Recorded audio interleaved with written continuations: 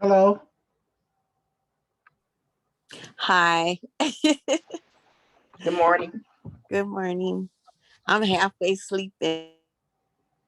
And I was like, okay. Yeah. Because, I work the night shift. So I was just like, okay. But I didn't want to miss. That's great. It's good you're here. Thanks.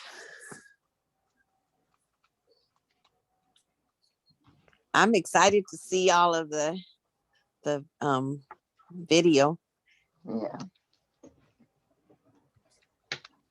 It should be it should be interesting. Okay.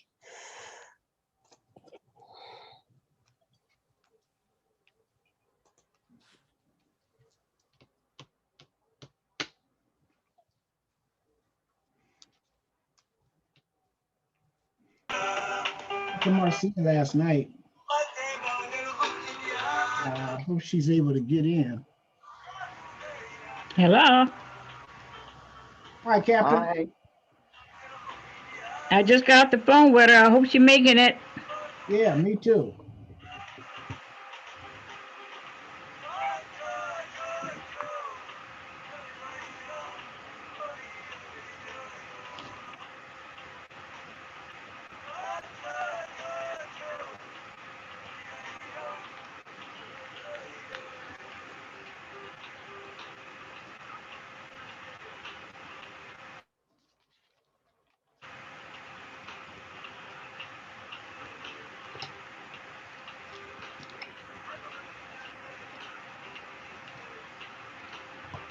That's your music, Lenny? Yeah, it's Buffalo Soldier. Oh. Okay. Oh, you just riding in on a horse. Huh? I said you It's an riding in African. on a horse. It's the African. It's African singer. Oh, he's 93, 94 years old, Mm-hmm. and he wanted to come to America to see America, Okay. and they raised enough money for him to come. But he's a well-known singer over there. Okay. Hmm. Mm. I really like the other song better. The other one I've been playing. He's a real old guy. You hear it? Hmm. Mm-hmm.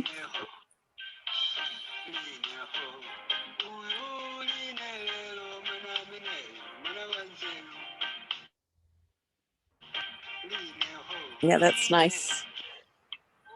I was thinking it's Black History Month, and I was thinking we really, we always talk about our ancestry land, Africa, and all that, but we never make an issue of trying to learn the language.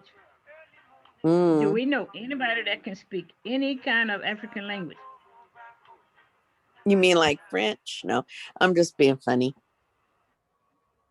You're being funny. So Glennie, my No, because a lot of them speak like 15 languages. Yeah, I know people in Africa that speak their language. Is there Hmm. somebody willing to teach us?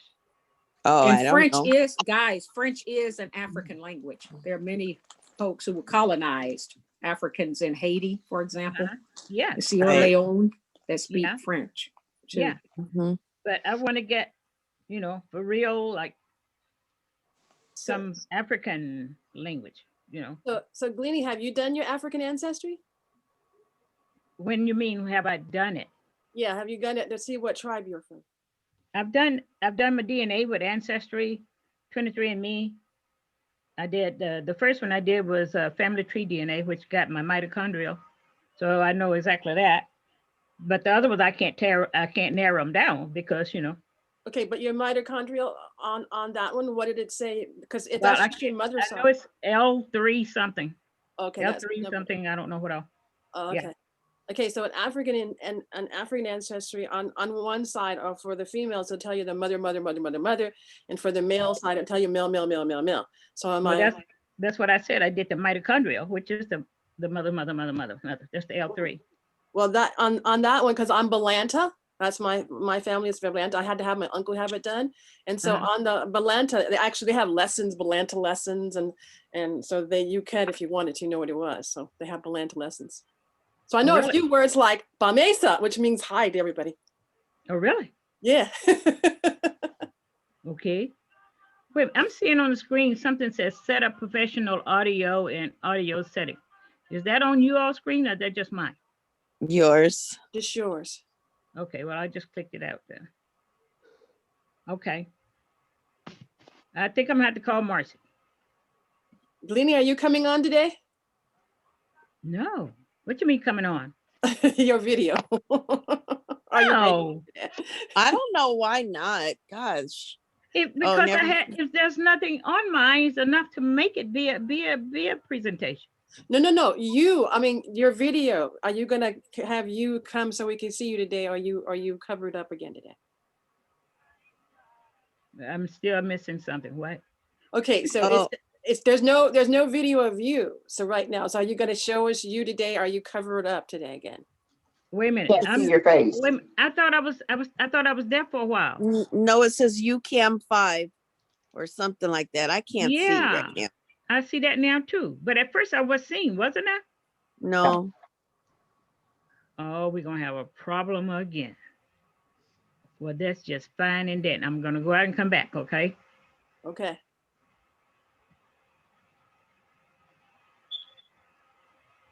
Let's see, Esther. Is Esther in? Yes. Okay, there she. Can you hear me? Yeah. Uh-huh. We can't Okay, see you, yeah. but we can hear you. Okay. Oh, you can't see me? No. No. Oh, interesting. Here. Now we can see you. Okay, Yeah. got it. Okay.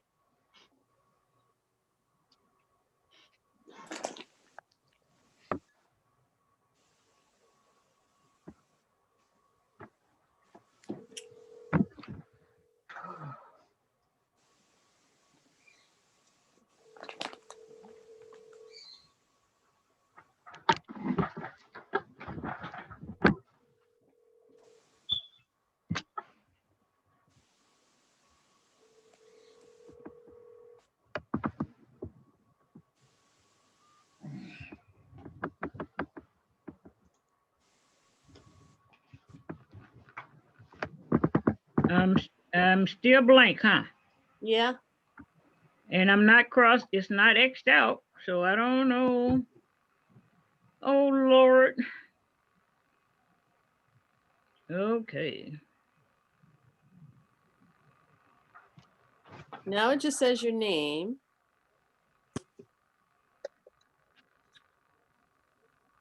Hi, Esther. Hi. Turn on the cam. I got it on. No.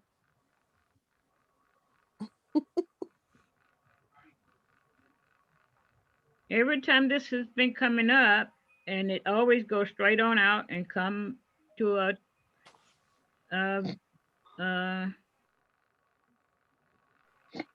what that mean? Remove pin.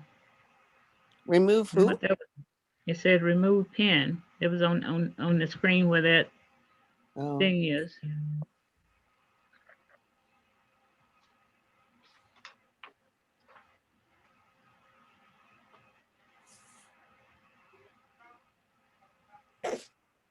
Oh boy. I guess I've got Marcy running around too. She couldn't find how to get back in. Here she is. She's coming in. Okay. Well, she's gonna be in and I'm not. How about that? Well, at least I can go and do something else while y'all be playing around.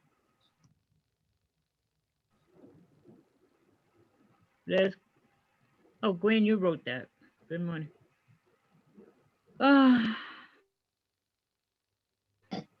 You have to give that UCAM permission or something. I bet you. Good morning, Yvette. Good Margaret. morning. Morning. Good morning. Morning. Good morning. Good morning. Morning. Good morning, Marcy. Guess what? What? I'm not showing. You're not showing me? I'm not showing me. Oh, you're not. I don't know what happened. No, I see your name down there. I'm afraid to get on this, get off of CyberLink Cam Splitter and go to HP True Vision HD. That's probably it.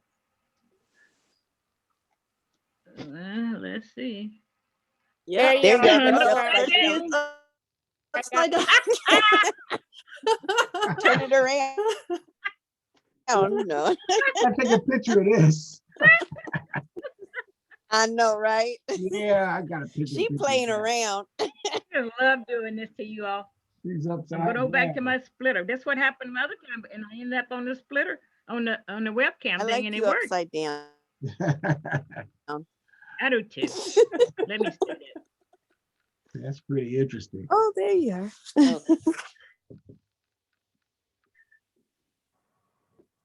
Marcia, we can't see you. I'm still upside down. Okay. Oh, it's going. Oh, there you Got are. it. Got it. Yay! I did it! Yay! Yay. All right. Hot dog. Now watch me click out of it and go completely away. Don't do that. Don't touch anything. Well, dang! I learned something every week. Are we waiting for all the people to come in, Madam President?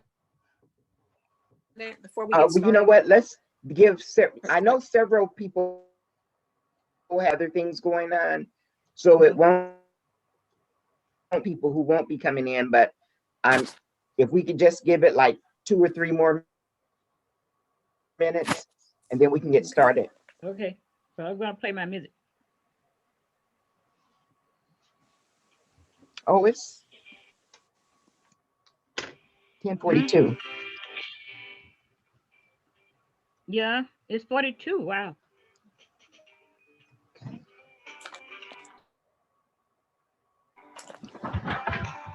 Okay, well, you know what? We could go on and get started because the presentation isn't until after the meeting anyway. But we do have several people who I know that won't be with us today. So We're not gonna do the presentation for the Black History Month thing. yes, right? we are. Not yet, right? Yes, we are. Oh, they're gonna miss it. I'm sorry. You're not going to miss I it. know. It's going to, and then it's going to be posted on Facebook. Okay. So nobody won't miss it. Okay. They just won't be, Okay. included in the meeting. Okay. Okay, we're going to start off with our roll call. Here. Throw you out the Jerry, class. you want to start Yeah, your introduction and your surnames you're researching? Okay, we'll start in this order. Since I have it on my screen, myself, Denise, Sister Flanagan, then we can go with Gwen, and then Glennie. And then we'll go through the other ones. But yeah, my name is Jerry Moss. Okay. And, You might have to say that again, Jerry. Can you just call the my name- name as Jerry Moss. we already come up? Because that's a lot, what you just said. Yeah, Jerry Moss. No, but And I'm sorry. This is as loud as it gets. I'm researching the Moss and Burnell surnames. Now, Denise. I'm Donnie Slay, and I am researching the Smiths, the Diggs, the Lindsays, and the Marshalls, and more, but that's enough for now. I'm T. Flanagan, and I'm researching the Barners from Copiah County.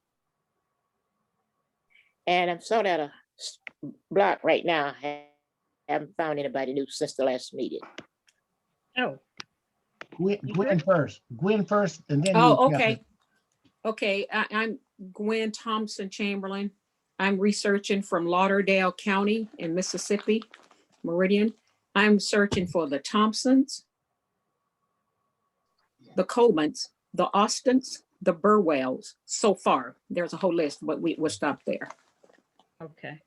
I'm Glennie, Graham, Brazel, Hines, all mostly from Panola County, Mississippi. And I'm researching the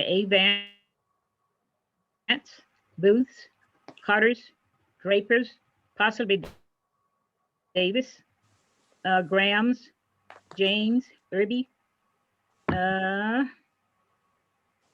Rivers, some others, mostly from Panola County, some from Virginia and North Carolina and South Carolina, possibly Oklahoma. Thank you. Esther, and then Jeannie, and then Teresa. Okay, I'm Esther White. I'm researching Hamlin, Jimson, Booker, and Vaden from Oklahoma, Texas to California, and Whites that stayed in Georgia forever. Those are my main ones. Thank you. Okay, Jenny.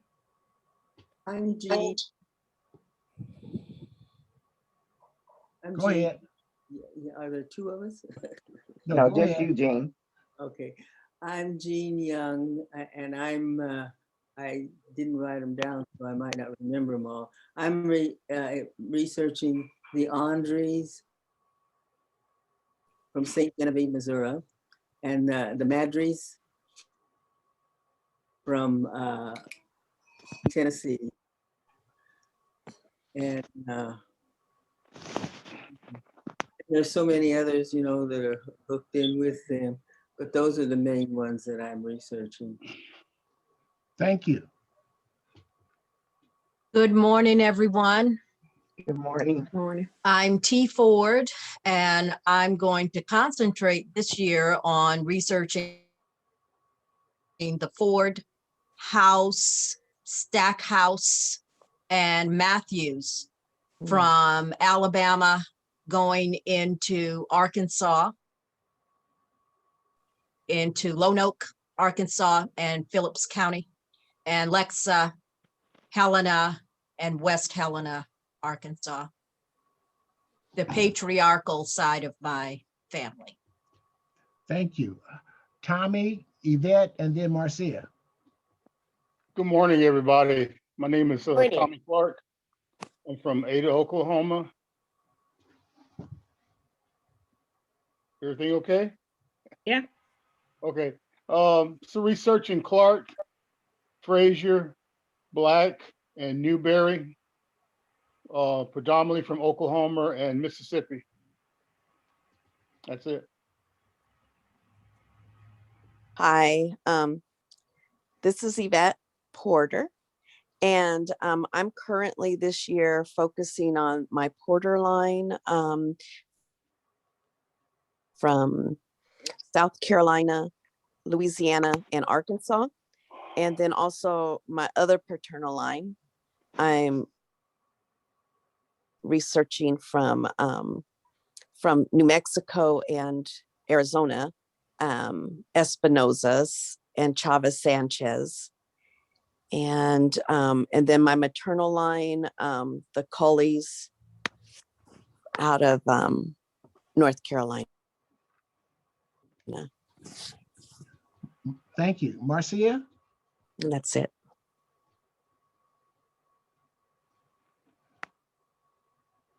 Her microphone's off. Marcy, you're on mute. Oh, Okay. Marcy, we can't hear you. Yeah, she's on mute, and that's on her end. Go ahead, Marty. I'm Marty Lewis. I'm researching the Horns from Alabama, Mississippi, North Carolina, the Wilkes from Tennessee and Texas. Okay. And a lot other, but those are the main surnames that I'm concentrating on right now. I just want to send a message to Marcia. Marcia, you have to unmute yourself. If you can hear me, unmute yourself.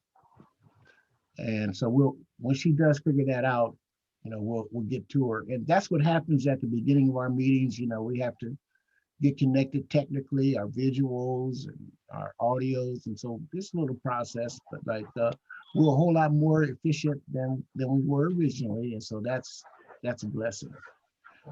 So Marty, it's on you.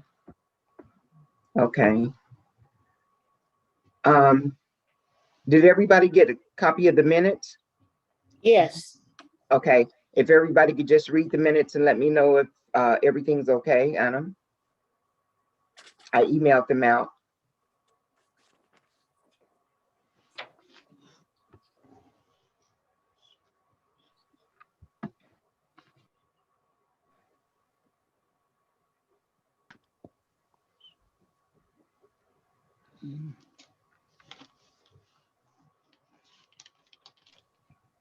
Forgot to print it out.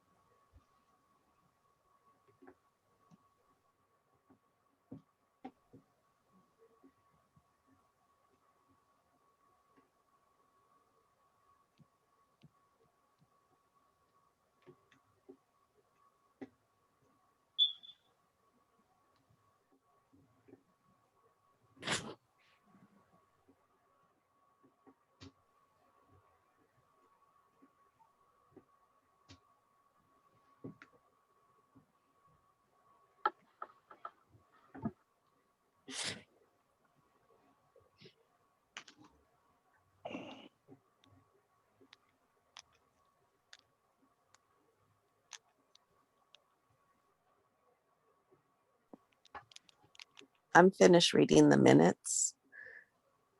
Okay. Anybody see any corrections?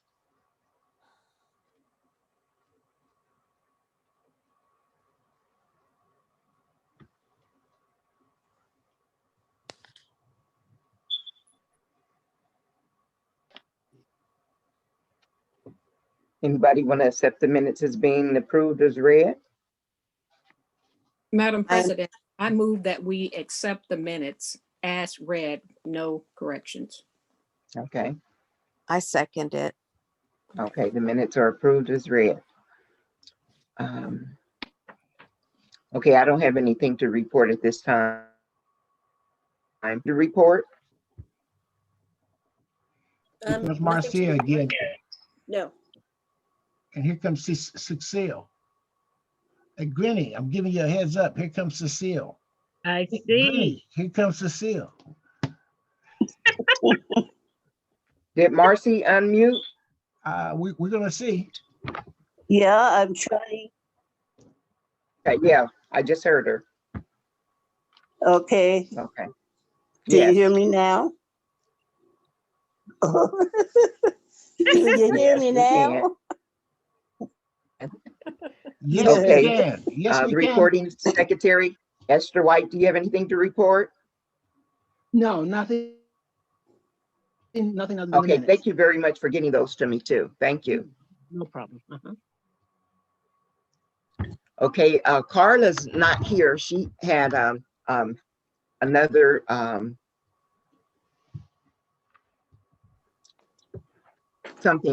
another emergency, so she was not going to be here with us today. Okay. Marcy, you want to do the membership?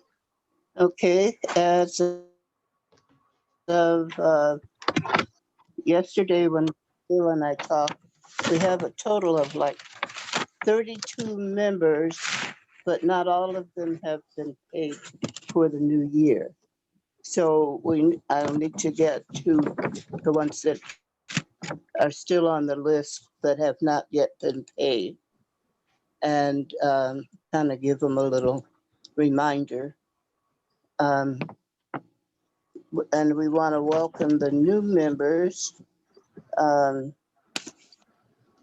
see, Gwen Chamberlain, Teresa Ford, and the ones that have sort of just come back in again are Glennie, Charlene, Carla, Yvette, Otis, Winifred. Some of these names I have not yet been able to see the name, to the face to go along with the name. So please bear with me. And I don't know who you are, and don't know your face. But those are continuing on: Joe Garrett, Miranda Hazard, Sherman Lee, Glennie Hines, Don and Marva Graves, myself, let's see, Jerry Moss, Morris and Renee, Denise, Jean, Esther, Cecile, Tommy and Tommy Clark,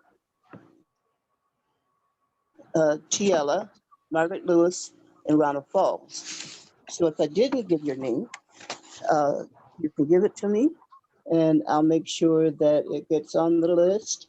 And I am trying to work up the old membership cards that we used to have. If I don't get it for the new ones and the booklet of the bylaws. And so I'll get those to you probably before the next meeting. That's the end of my report. Okay. The treasurer, Cecile. Good morning, everybody. Good Good morning. morning. Morning. Margaret, if you could check with Margaret, Yes. if you could check with what's your nephew, Daryl Darrell?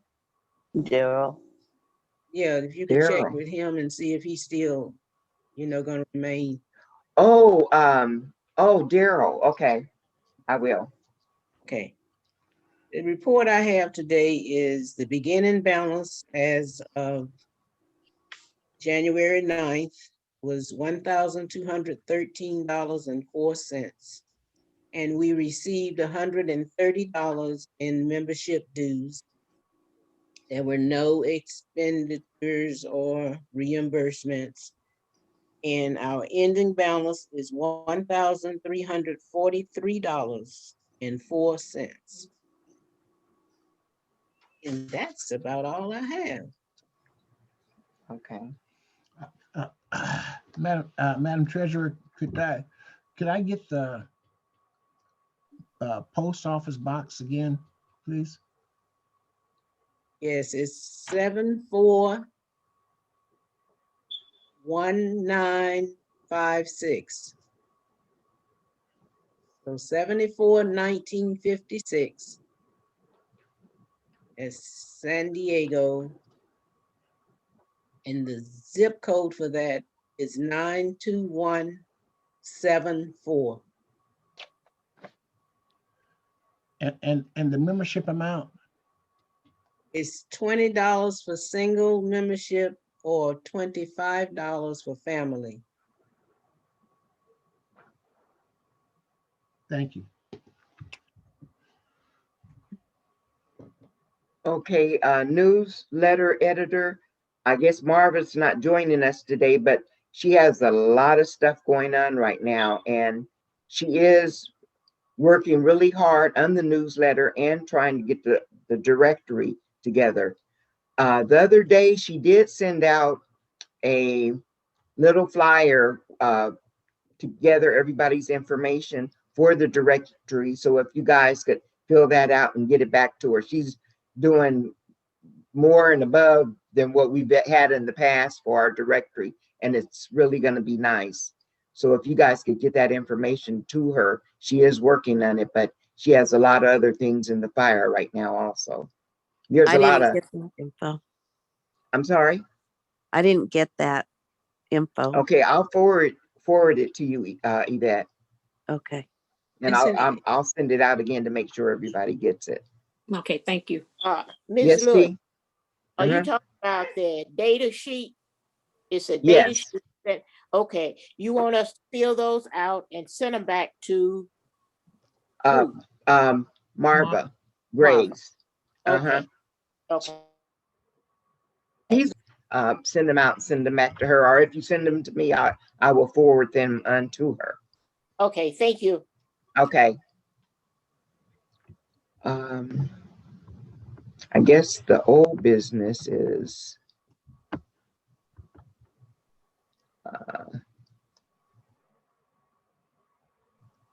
okay. Okay, future presentations. Yvette, I think you're on for next month. Is that correct? For March? Yes, Okay. And I'm going to be sending out some information too to see if anybody else would want to do a family presentation or a presentation, so we can get our presentations kind of booked. So Yvette, I'll get the presentation. It's going to be next okay, month. sounds good. Okay. Did anybody else have anything that you'd like to talk to before we get into our, oh, we could take a break. How about a 10-minute break? Okay.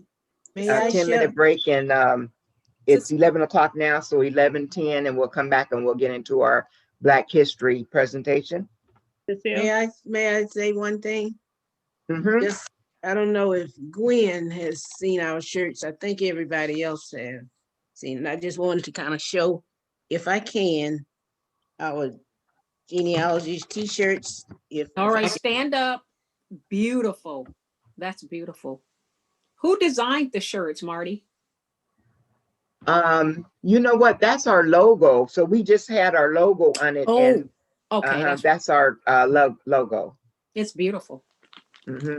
But you know, Thank before you when for sharing. when we first had the shirts, we had different colors like red, yellow, and but anyway, this time when we had it, Arungu suggested the gold and black, and they turned out really nice. So, and I will put yours in the mail. I had somebody pick me up some flyers from the post office, and I had somebody pick me up something, but they picked up the wrong size. But I will be putting your no worries shirt in the mail. Thank you for all you do. Thank you, Marty. Okay, Appreciate it. 10-minute break. Okay.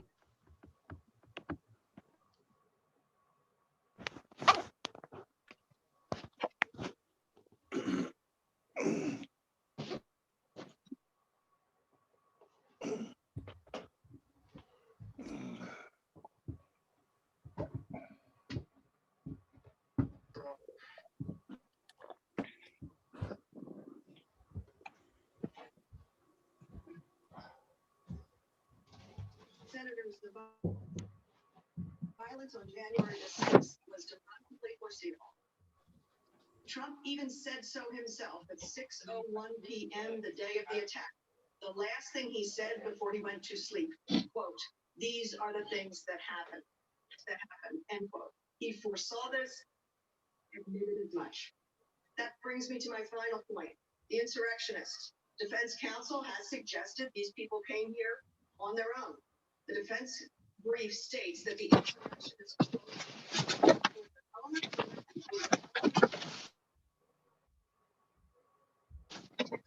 criminally prosecuted. It is true that some insurrectionists are being prosecuted, but it is not true that they did so of their own accord and for their own reasons. The evidence makes clear the exact opposite, that they did this for Donald Trump at his invitation, at his direction, at his command. They said this before the attack, during the attack. They said it after the attack. Leading up to January the 6th, in post after post, the president's supporters confirmed this was for Donald Trump. It was at his direction. One supporter wrote, and I quote, "If Congress illegally certifies Biden, Trump would have absolutely no choice but to demand us to storm the Capitol and kill/beat them up for it." They even say publicly, openly, and proudly that President Trump would help them commandeer the National Guard. So all they have to do is overwhelm 2,000 Capitol Police officers. During his speech on January the 6th, Trump supporters chanted his words back to him. They even live tweeted his commands, as Ms. DeGette showed you. During the attack, the insurrectionists at the Capitol chanted Donald Trump's words from his tweets, rallies, and from the speech of the 6th. Signs that said and chanted, "Fight for Trump." They read his tweets over bullhorns, amplifying his demands. Another rioter, while live streaming the insurrection from the Capitol, said, quote, "He'll be happy. We're fighting for Trump." What's more, the insurrectionists were not hiding. They believed they were following the orders from our commander-in-chief. They felt secure enough in the legitimacy of their actions to take selfies, to post photos and videos on social media. After the attack, rioter after rioter confronted them. Jenna Ryan, who was later accused for her role in the insurrection, said, quote, "I thought I was following my president. I thought we were following what we were told to do." And President Trump requested he be in D.C. on the 6th. It became clear that Donald Trump would not protect them. Some of his supporters said they felt duped. They felt tricked. Listen to some of this evidence. Even if they think for a second that they're going to get away with it today, they got another thing coming. Because today is just the day. Yeah. And today is just the beginning. They haven't seen a resistance until they have seen a patriot fight for their country. If you guys get parties will withhold the evidentiary record forms. Verse 47 describes the scope of those things admitted into evidence as though new evidence is not permitted in closing argument. Going on, man? References to new evidence will be stricken.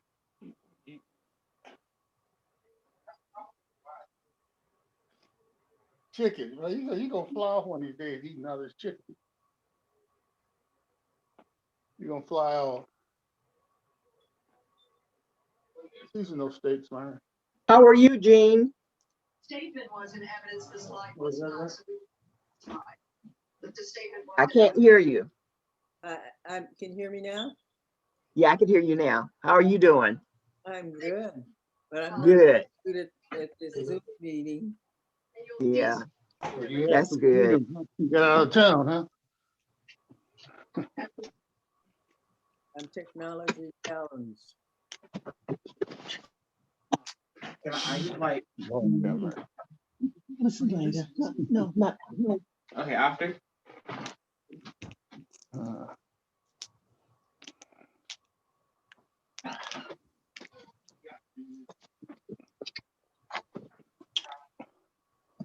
Yeah.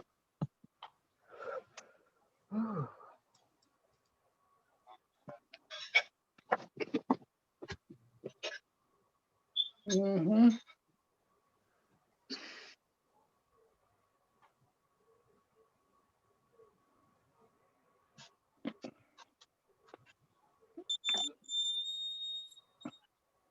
So in other words, you putting some greasy chicken in the Cadillac.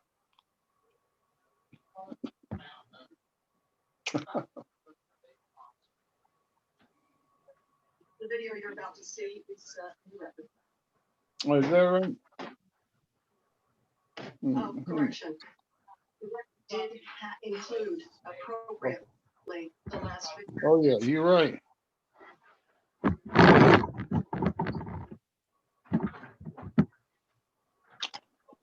I didn't do that yesterday.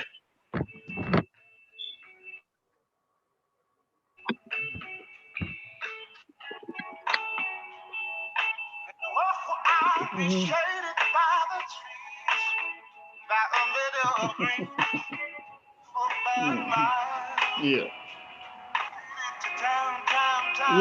Yeah. Before I went to bed last night, I told Doug, I said, I think Price just died because they were saying 1 hour. It was put out 1 hour ago. I said, oh, Price just passed on.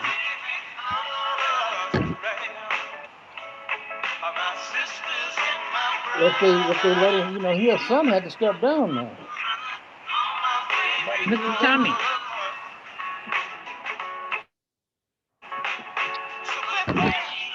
He went back up. Well.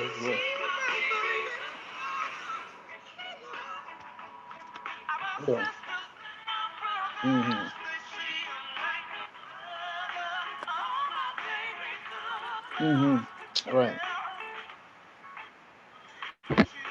Right. Right.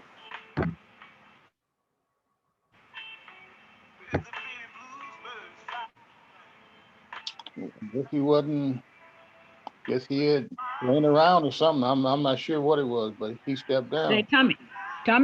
Hold on. Yeah. Tommy, Yeah. we're hearing your conversation. Don't say anything bad. Okay. All right. You guys back yet? Okay, I'll check with you later, OB. I'm on a Zoom, and they took a break. I'll check with you later. Bye. I know we were hearing it all. Yvette, we see you twice. Oh, you logged in twice. I only see her once. Down here. Everybody took a break. That's the seal. Try to play some music so it can mute him. Let me see what.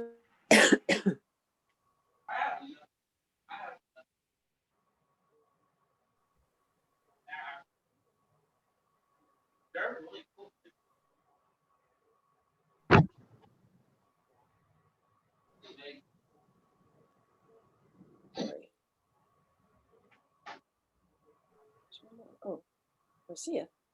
Where's Marcia? Yeah, where's Marcy?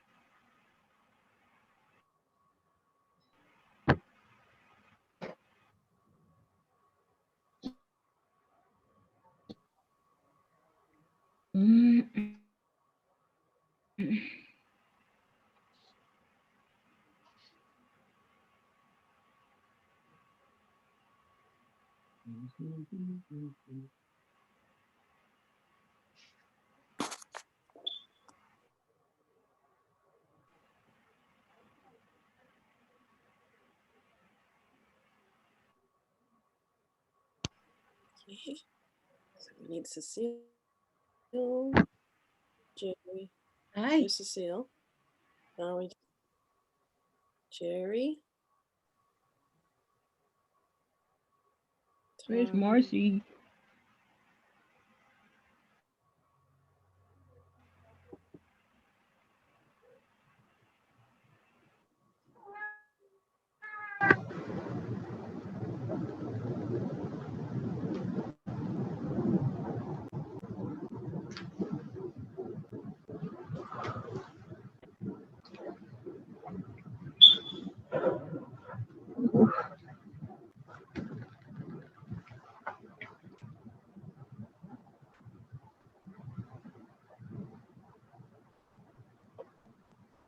See, we're missing Jerry and Marcy.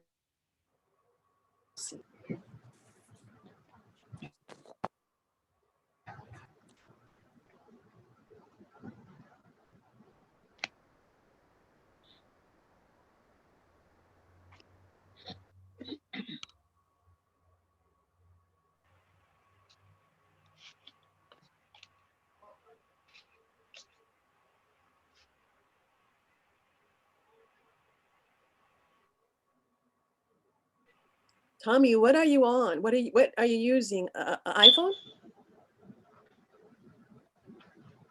He's on mute. Android. Yeah, no, he's there.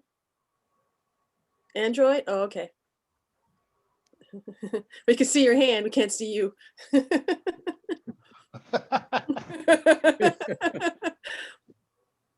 Oh, let me sit up.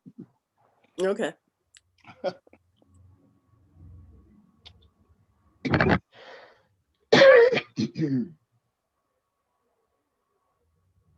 Okay, we're missing Marcy and Jerry.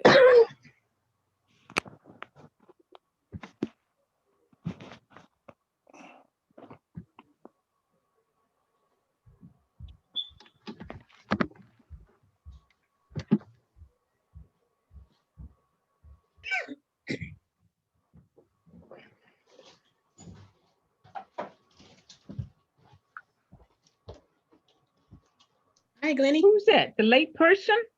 Oh, listen, I thought you was gonna be nice today. I tried. I noticed how long it's taking me. Okay, I tried, but you I just, should have kept my mouth closed. I know, because wasn't going to say a word. I was going to let you go every time.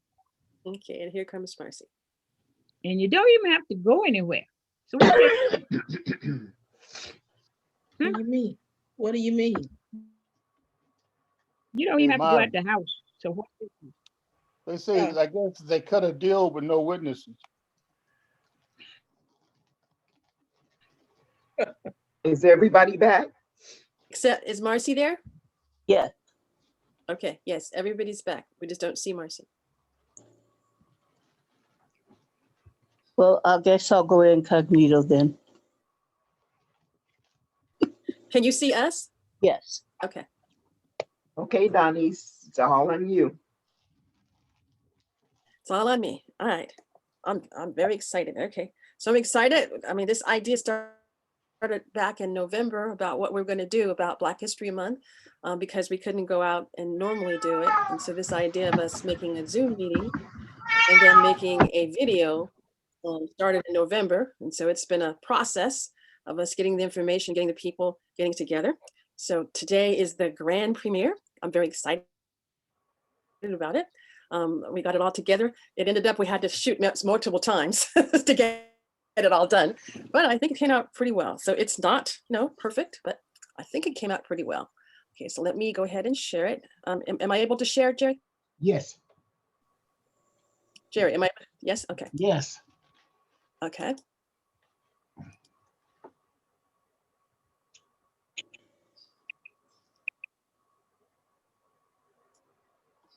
Okay, so the grand premiere. Good morning. Welcome to the San Diego African American Genealogy Research Group Black History Month presentation. This event is a little different from our past events. Due to COVID-19, we will be presenting our presentation on Zoom. One of the main goals of the San Diego African American Genealogy Research Group is to educate the public and genealogy community about family history research. Today, several of our members will be sharing amazing stories about significant historical events our ancestors participated in. Hello, my name is Marty Lewis. My featured ancestor for today, Did You Know presentation is my great-great-grandfather, Jacob Wilkes. He was born a slave in Boone County, Kentucky in 1840. The Wilkes family escaped slavery through the free state of Ohio via the Underground Railroad. In July of 1862, Congress passed an act that allowed President Lincoln to authorize the formation of the United States Colored Troops. They began enlisting Black soldiers in the Union Army. Wilkes was among the first Blacks to enlist at Camp Nelson, Kentucky, and the 116th Regiment, Company C, United States Colored Volunteer Infantry. On March 28, 1865, Wilkes Regiment joined Appomattox campaign in the pursuit of Confederate General Robert E. Lee. Lee's troops were badly beaten, starving, and was deserting in groves. The Union Army severed Lee's supply line and Lee was forced to vacate the Confederate capital of Richmond.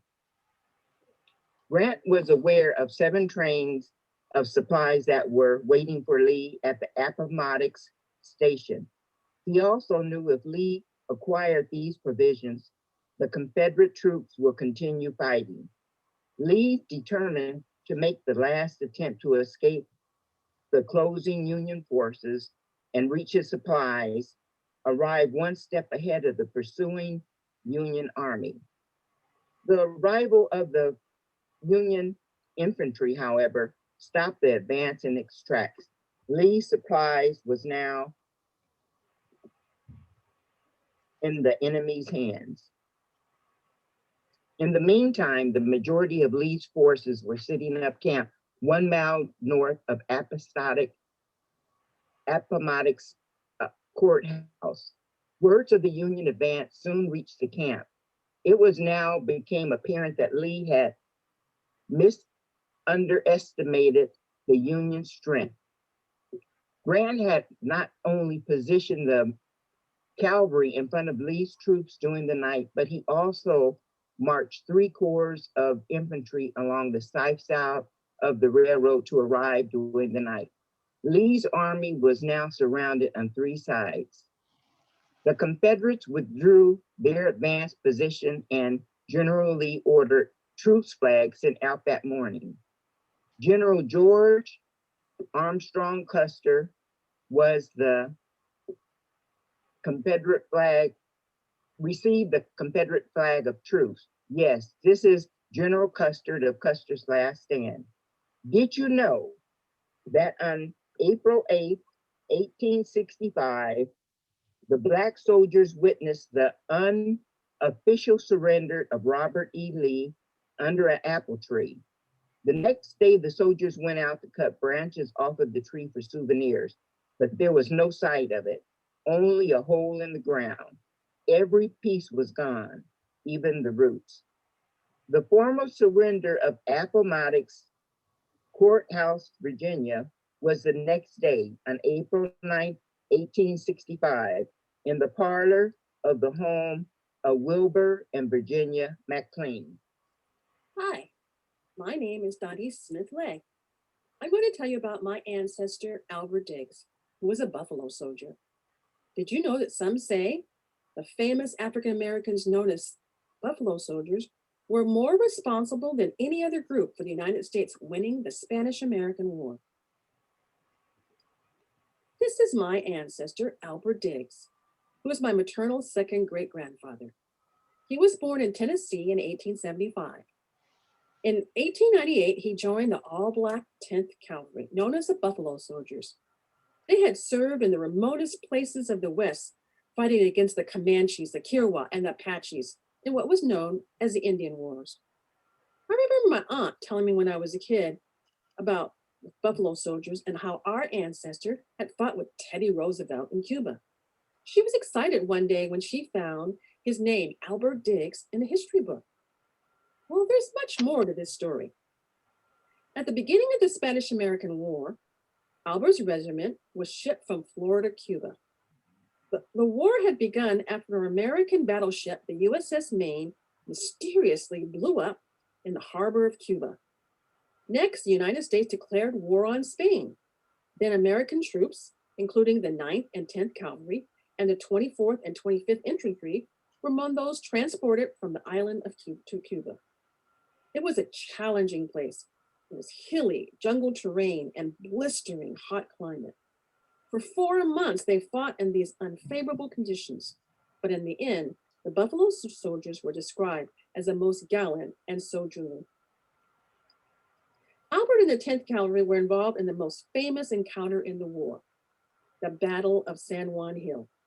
They were part of the integrated force of the Black 9th and 10th Cavalry, regiments of the regular army, and regiments from the volunteer Teddy Roosevelt and his Rough Riders. The Buffalo soldiers took part in the heaviest part of the fighting of this decisive American victory. Although Teddy Roosevelt would later promote himself as a triumphant leader of the forces capturing San Juan Hill, the fact is He came to the fight near the end of the battle. 5 members of the 10th Cavalry would receive medals of honor for their heroic deeds. One newspaper said, "We are proud of our colored troops, the heroes of the day." Many Blacks at the time thought the actions of the soldiers would lead to a new era for the Negro race with equal rights and privileges. Later on, famous Blacks such as Ralph Bunche, Marian Anderson, Joe Louis, and Jackie Robinson hung huge prints of the famous charge of the colored troops over the San Juan Hill in their homes. I'm glad to know that my ancestor, Albert Diggs, was one of the 10th Cavalry soldiers who was an American hero. My name is Yvette Porter Moore, and my ancestor is Agnes Cully Peters.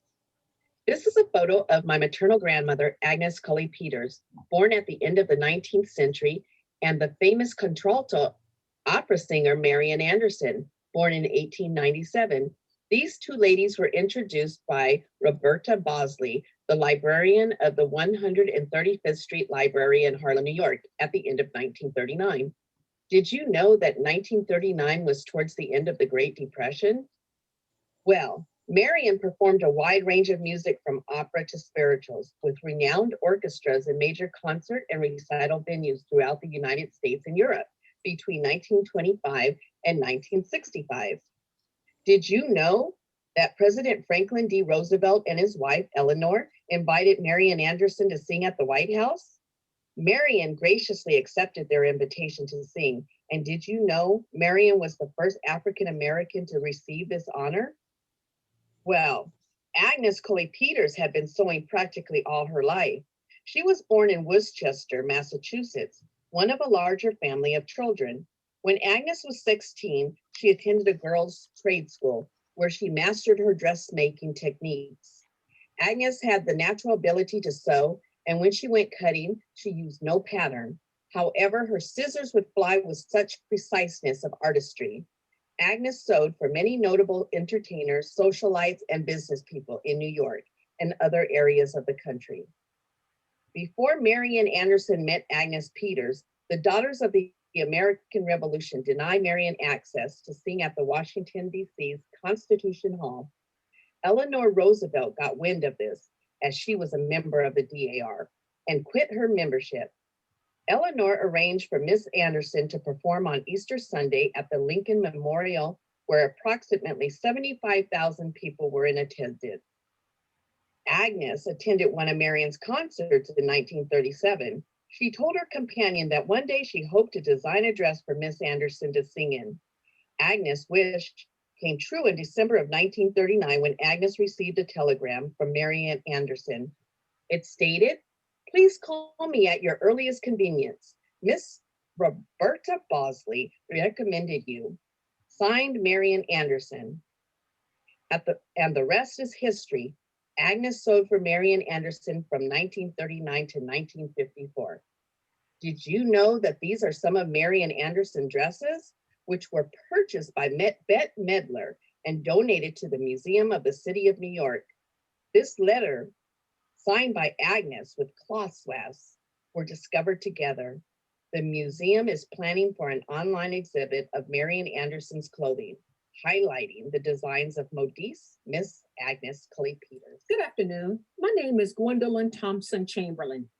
Did you know that almost 67 years ago, May 17, 1954, Brown versus Board of Education of Topeka was a Supreme Court case in which the justices ruled unanimously that racial segregation of children in public schools was unconstitutional, and that Brown versus Board of Education was the cornerstone of the civil rights movement. And further, that very next month, June of 1954, in Meridian, Mississippi, that Velma Coleman Thompson and Andrew Thompson Jr. would welcome their 7th child, a girl named Gwendolyn Burrow Thompson, to the family. Then just 10 years later, in 1964, that same little girl, Gwendolyn, was unable to attend school with white children, but would go on to participate in arguably one of the most important periods in U.S. history. the Civil Rights Movement, which led to the Civil Rights Act of 1964 being signed into law and the Voting Rights Act of 1965. And did you know that that same little girl's mother, Ms. Velma, would grant permission to not only this fifth grader, but to her other daughters to attend the infamous freedom schools. These freedom schools were taught by some of the hundreds of young freedom riders from across the country. They were college students, graduates, teachers, community activists. They embarked upon Meridian and many other southern cities that hot summer of '64 with the sole purpose of assisting with desegregating establishments and assisting with voter registration. At that time, less than 7% of all Blacks in the state of Mississippi were registered voters. This brave woman, visionary mother of 8, risked not only her job and her livelihood, but also, more importantly, risked the life of her family and her by allowing her children to participate in freedom schools. She also hosted some of those young white college students in her home because she understood the important impact that this movement would have on the youth future and also the impact it would have on the nation's future. These 5 children who participated in these freedom schools also participated in marches, demonstrations, and they were eyewitnesses to the many discriminatory practices and atrocities against humanity. On June 21st of that same year, James Chaney, a family friend, a mentor, a teacher at the Freedom School, was one of the 3 civil rights workers who were brutally murdered in Neshoba County, Mississippi, only 39 miles outside of Meridian. Micah Smarter and Andrew Goodwin were the other 2 young men who were brutally murdered. These men were our Freedom School teachers and they were our mentors. And did you know that many books were written about that time in our nation's history, and that several of those books would highlight the experiences of the children, including the Thompson children, who were such a vital part of that important movement. Then 50 years later, 2014, many of those freedom riders returned to Meridian, Mississippi and other southern cities to celebrate the 50th anniversary of Freedom Summer. Almost all of my 8 siblings returned to Meridian that year to reunite with our former young Freedom School teachers who had now turned silver and retired.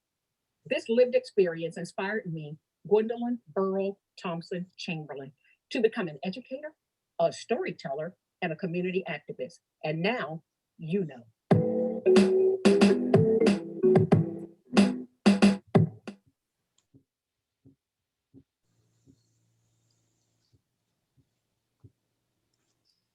Bravo, bravo. Yes, Very good, very good.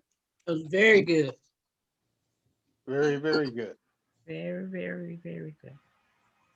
I like the layout a lot. Yes, very nice. Denise, you did a fantastic job. Yes. Well, you all You're the did. bomb. You're the bomb. Thank you. All right. Congratulations to everybody. That was beautiful. Where do we send the check? Make that payable to Gwen Chamberlain. Show me the money. I mean, that's I'm beautiful. curious, That's beautiful. what type of Very beautiful. distribution will there be for this beautiful film we have? Will there be What did any you type of ask? distribution? So Esther. I'm hoping to put I it was on Facebook on our site, and then I'm going to put it on mine. So I'm going to be showing to people, and I'm going to try to get my cousin to show it. So I'm not sure. Should I put it on Afrogenis if I can get it on there? Yeah, we could put it on YouTube.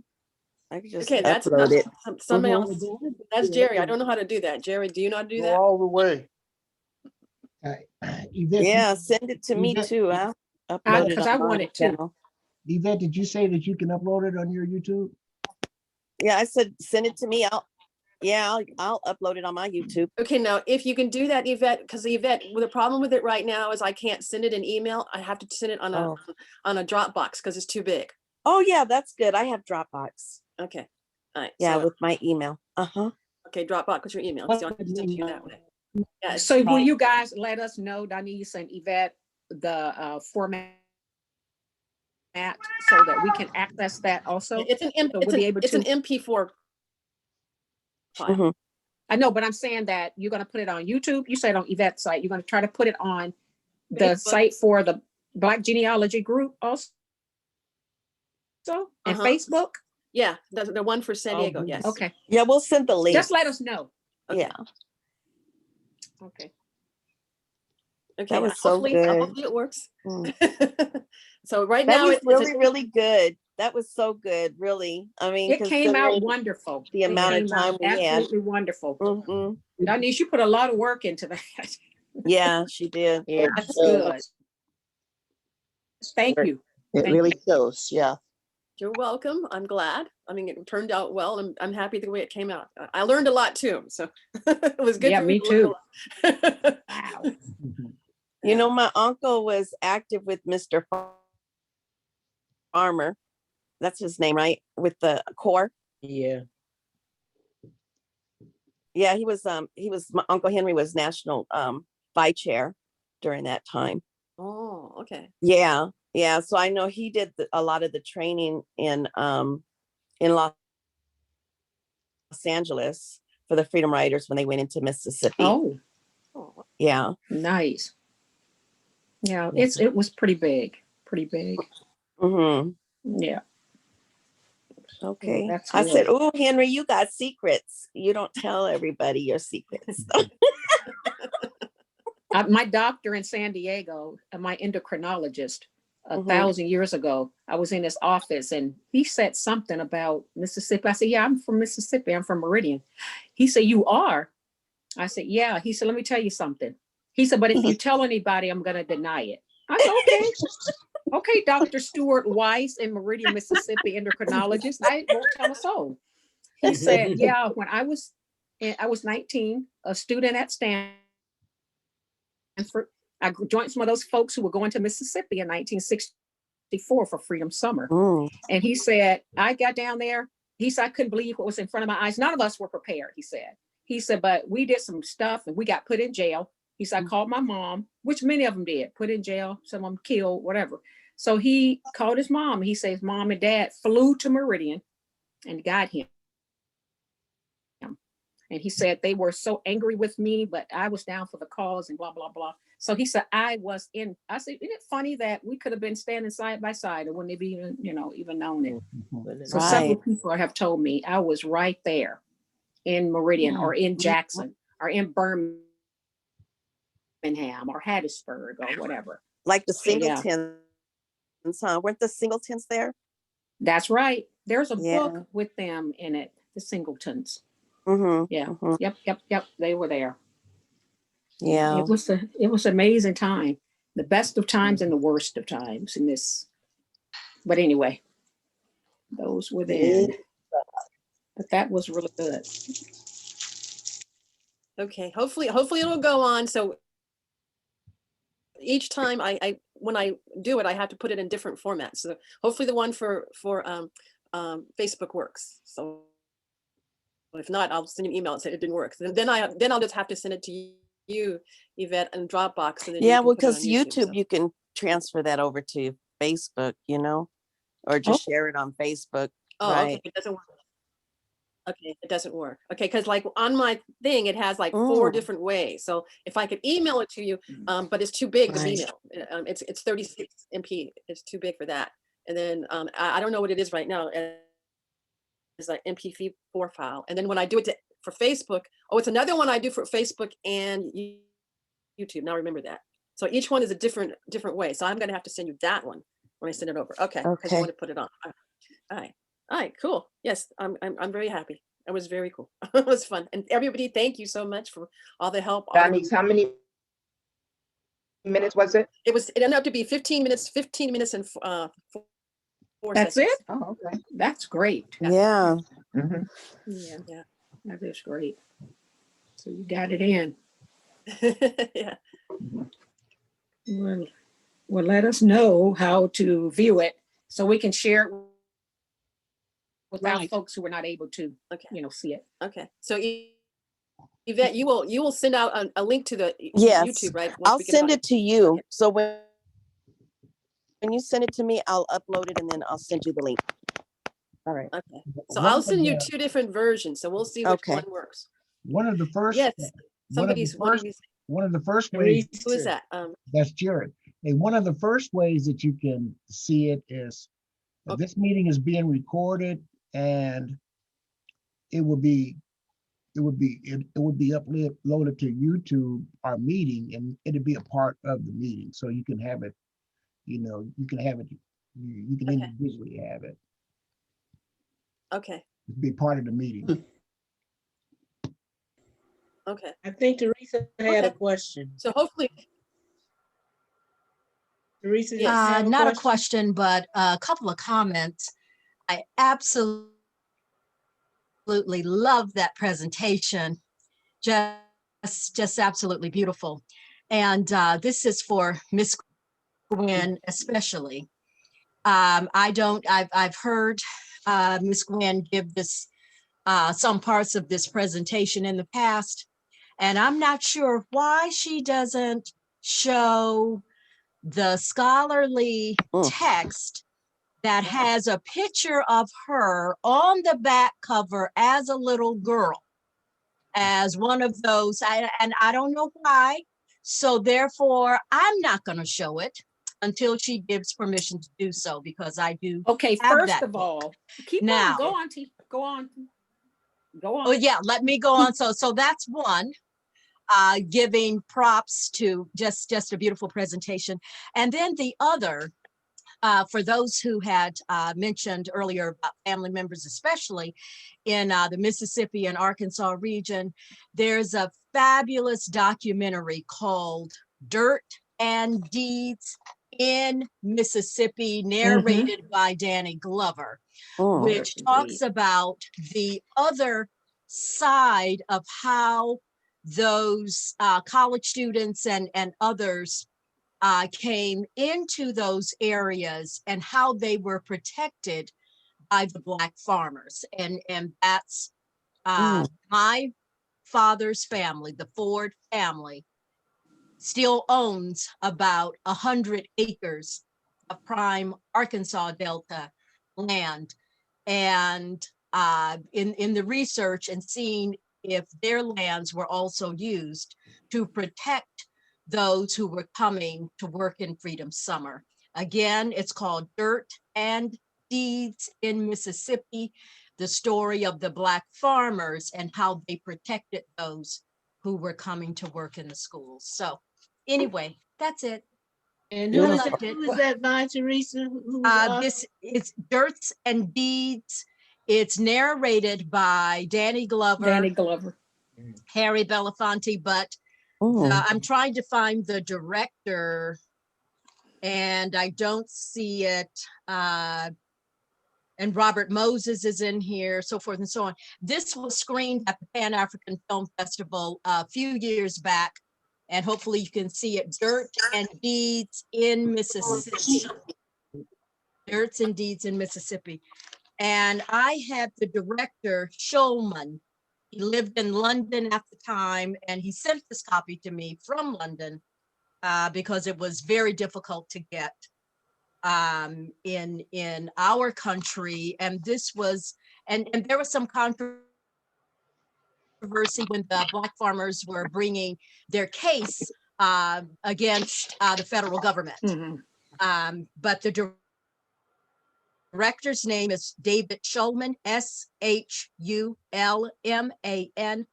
Dirt and Deeds in Mississippi. Nice. Well, I have to respond really quickly to you, T. Ford, Doc Ford. With the interest of time, the main book I have is in storage because like I said, I just moved. I have it, and I did have this book. The book where the genesis of the second book was born. This is the original. It's called Freedom's Children. These children down here, the little girl in the plaid dress is me. There are 5 of my siblings here. The person, this one is Patricia. She organized that march. when they found out, we found out a little after my birthday, they came and told us that they found the civil rights workers and they were dead. And Pat, this young woman here, my sister, led an all-out march downtown Meridian, Mississippi, because we were angry and we were children. We didn't know what to do, but we just started marching. And they said we were like the Pied Pipers of Hamlin. They called her. We just followed Pat. And Pat was not even 13 yet. And we just, this is Larry Martin here. We just went up and down Meridian marching downtown Meridian. And this, Ellen Levine, this book is out of print. Right. But what she did, she took this picture and put it on the front of the newest book that she's passed on. But this is from the voice of the children. How does this affect the children of Ellen? But surely, I just forgot to put it up there, Dr. T, as one of my things. And there's lots of pictures inside, but the book is out of print, this particular one now. But yeah, there are many books. Bruce Watson, Freedom Summer, that he does. There's about at least 10 books written, and we are mentioned in some of them, but not pictured in them. So. All right. Well, Yeah. thank you But for thank you so making much for that bringing that up. clarification.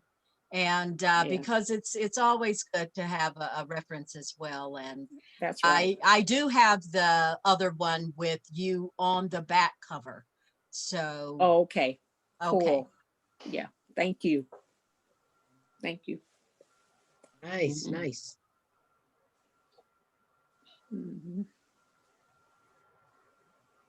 Marty, you're on mute.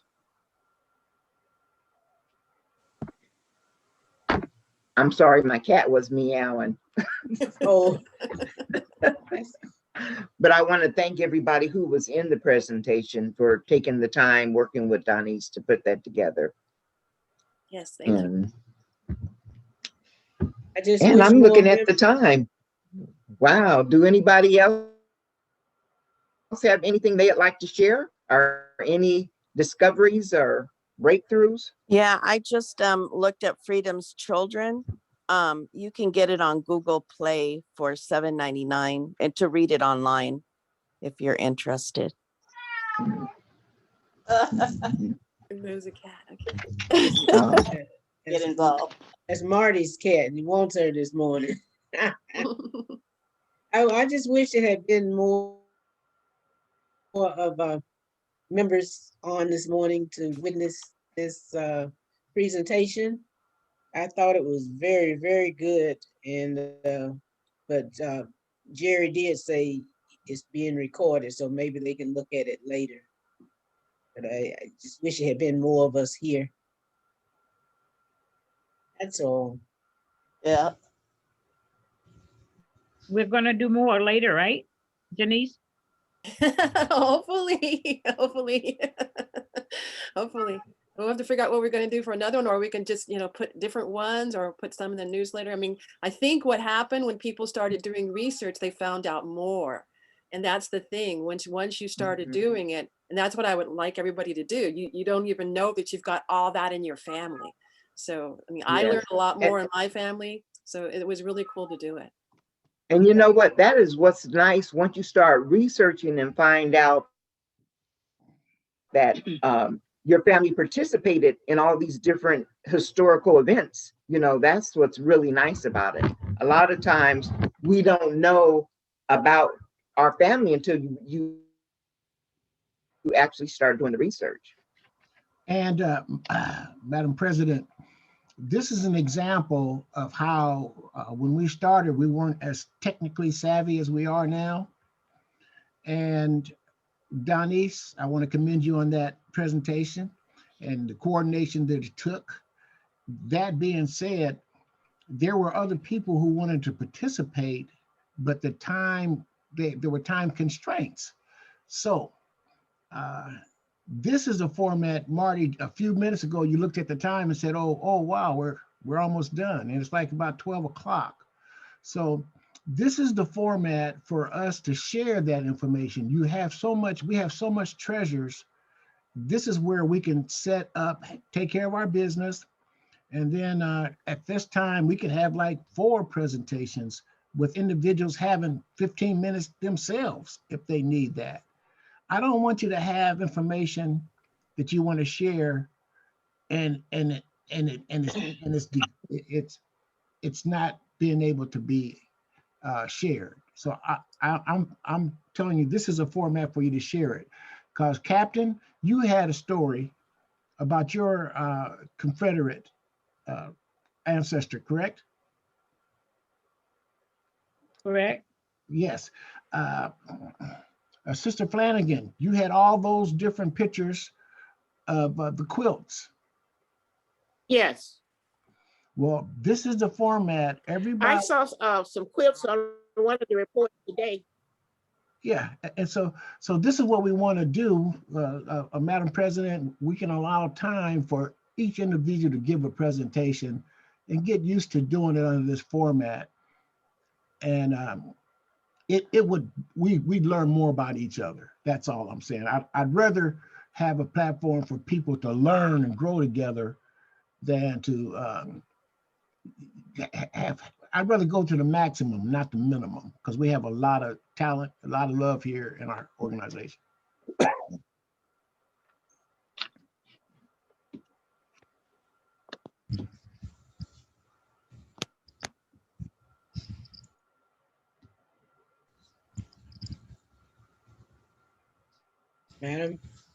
Madam President, you're on mute. My cat's going crazy this morning. Did you feed her? Usually, I'm sorry. Did you feed her? Well, you know what? Our dog died and we have another dog. What the hell are you doing here? Where's Bonnie? I think that's what it is, because she's been acting like this for a while. But anyway, dog, I forgot what I was gonna say. Oh, when I was talking, had mentioned about the time, usually when we do presentations, they're an hour, and this one was down to 15 minutes. So that's why we had so much time left over. But like I was telling you guys last meeting, each of us have a story to tell, and we have somebody in the family that, you know, participated in some history. You know, all of us have one, several.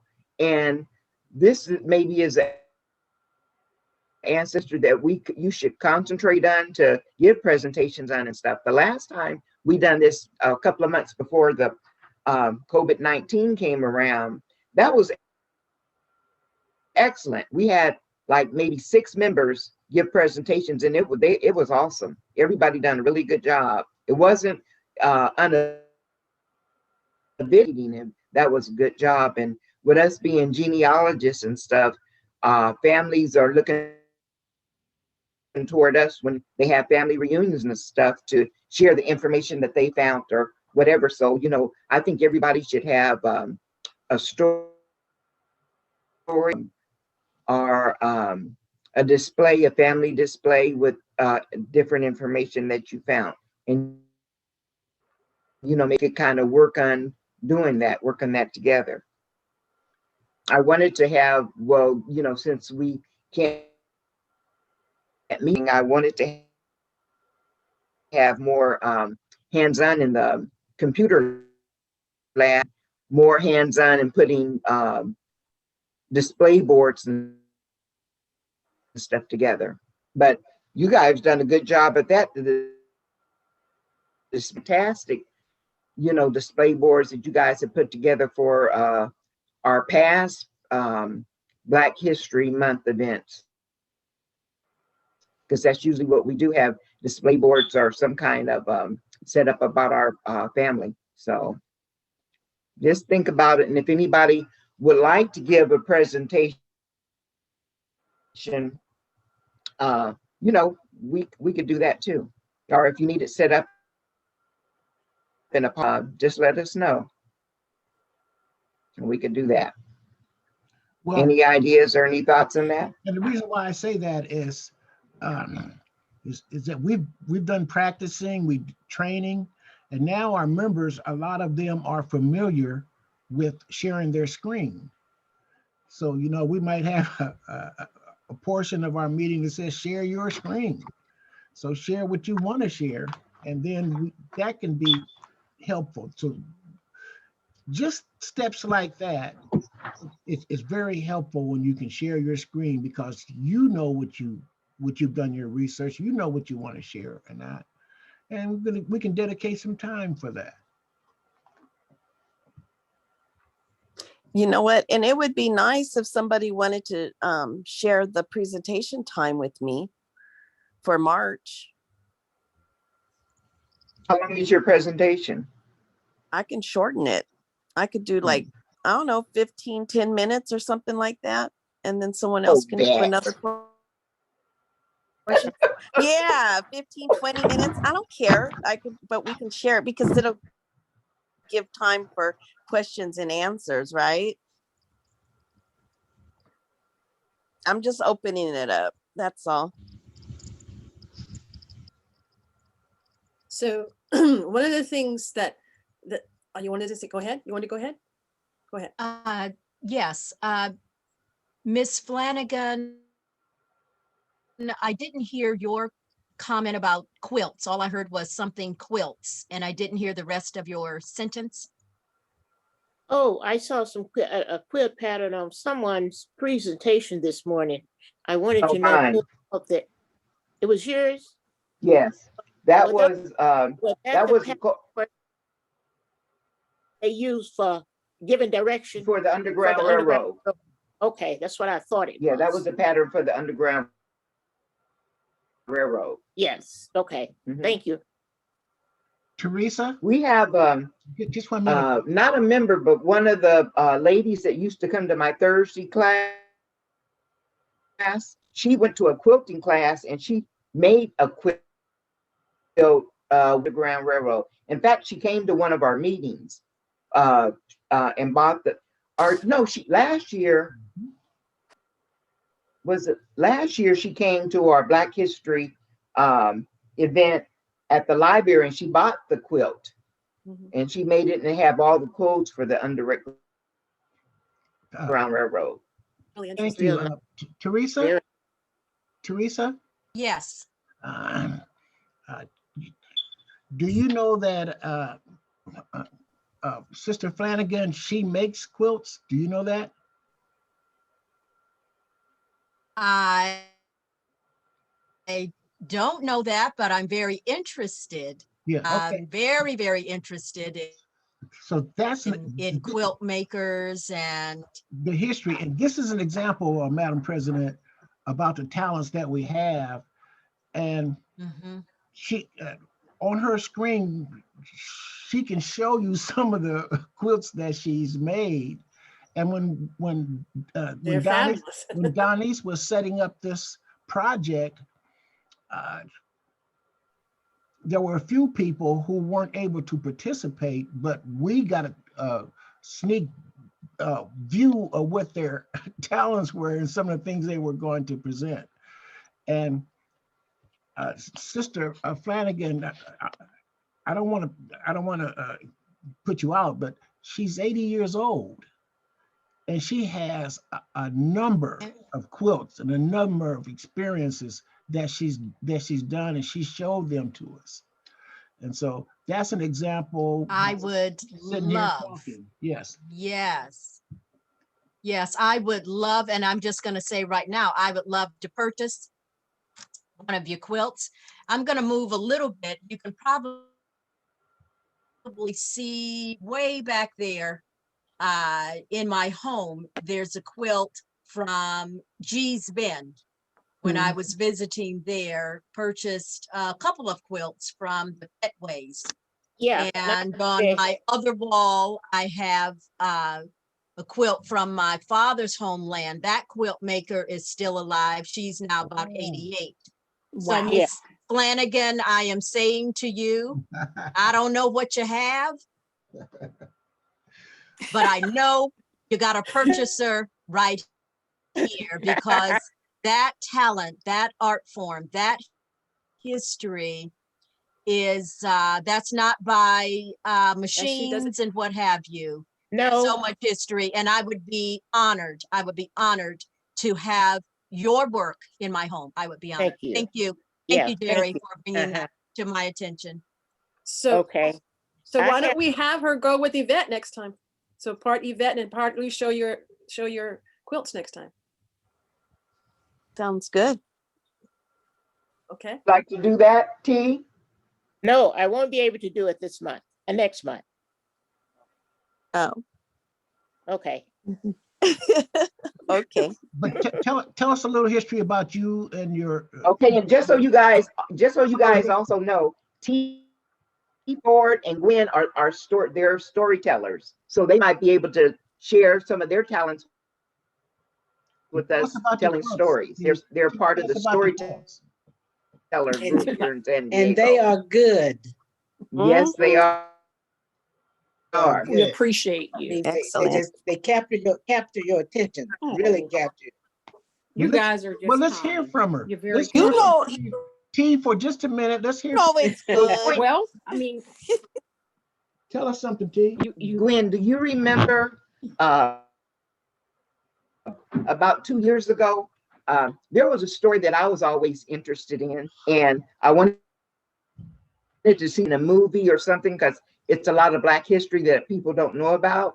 And I don't know if you remember, Gwen, but I shared it with you. It was the night the stars fell. yes, And I it do. was Yeah. it was slave families in 1839. This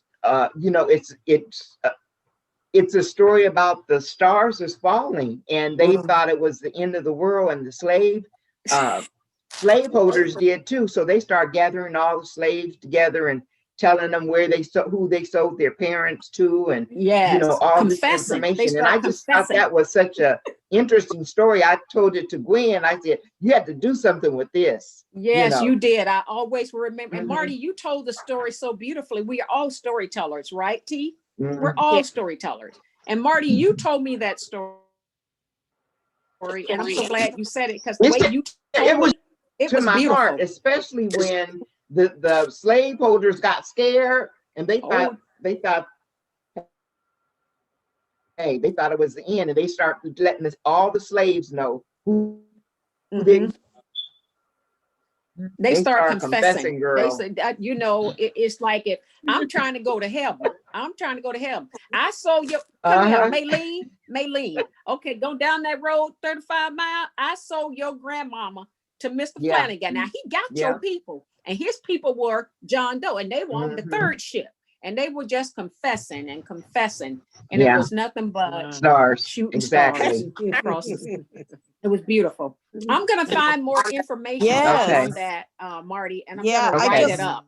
I'll write it up. saw it. Yeah, Because it was in just Google it. 1839. It was a 1833. That's meteor. right. A meteor. They, as fast as they came down and hit the ground, they burst, and everybody, they were talking in oh my God, the world. That's what they all thought it was Judgment End Day. of the world. Yeah, End of the world. it was in November of 1833. No, and 39 or 33? 33, 12th to the 13th. Okay. Yeah, there's a lot of it. Information There's a on lot there, of yeah. information on it. And it talks about in Alabama. I'm gonna check it out. Wow. I'll check it out. Yes. But T, Sounds before you great. go, I put a little thing in there. Could you give the name? It was Dirt and I was trying to find it, but with Danny Glover Dirt and Deeds. playing in it. Dirt and Deeds Dirt and Deeds. in Mississippi. Dirt and Deeds. Yeah. And there's a lot of info on that too. There's a trailer and some other stuff. Mm-hmm. I know, because as you guys are talking, I'm like looking things up. I'm like, oh my God. Me too. Me too. That's what I was trying to do there. Yes. We know you. Because I got Yvette. Freedom Farmers that I read. Of course, with that community garden, there are a lot of things about injustices with Black farmers and all Madam that. President. So, Madam President. Margaret. I hear you. Can we have a brief statement about your experience, T, with quilts, please? I can't hear you. T. Flanagan, could you tell us a little bit about quilts? T. Flanagan. Oh, I quilt I'm the last one in my family that do hand quilting. Well, when I grew up with in the family I grew up with, I was reared by my grandmother. My grandmother quilt, my auntie's quilt, and my mother quilt, and they all did hand quilting. And so that's when I love doing the hand quilting. I took some quilting classes, and also when I go to quilt show, I go to the quilt show in Houston, Texas. They have beautiful quilts that are done by machines, but I always prefer the ones done by hand, not machine quilting. I used to attend the quilt show here in San Diego, but it got to where it sort of wasn't as much there as it used to do. So I started going to Houston, and I really enjoy the quilt shows, although I haven't been there in about 2 or 3 years now, maybe 3. I know there have been 2, but they are something really, I really enjoy going to quilt shows. And I love doing quilting myself. And I give them to my family members. Ms. Ford, Ms. Ford, can I get your email address? I think she's muted. Yeah. Okay. Yes, ma'am. I will put my email address in the chat room if that's appropriate. Okay. If that is appropriate, I'll do that right now. Okay. And give you my personal email. Teresa Ford.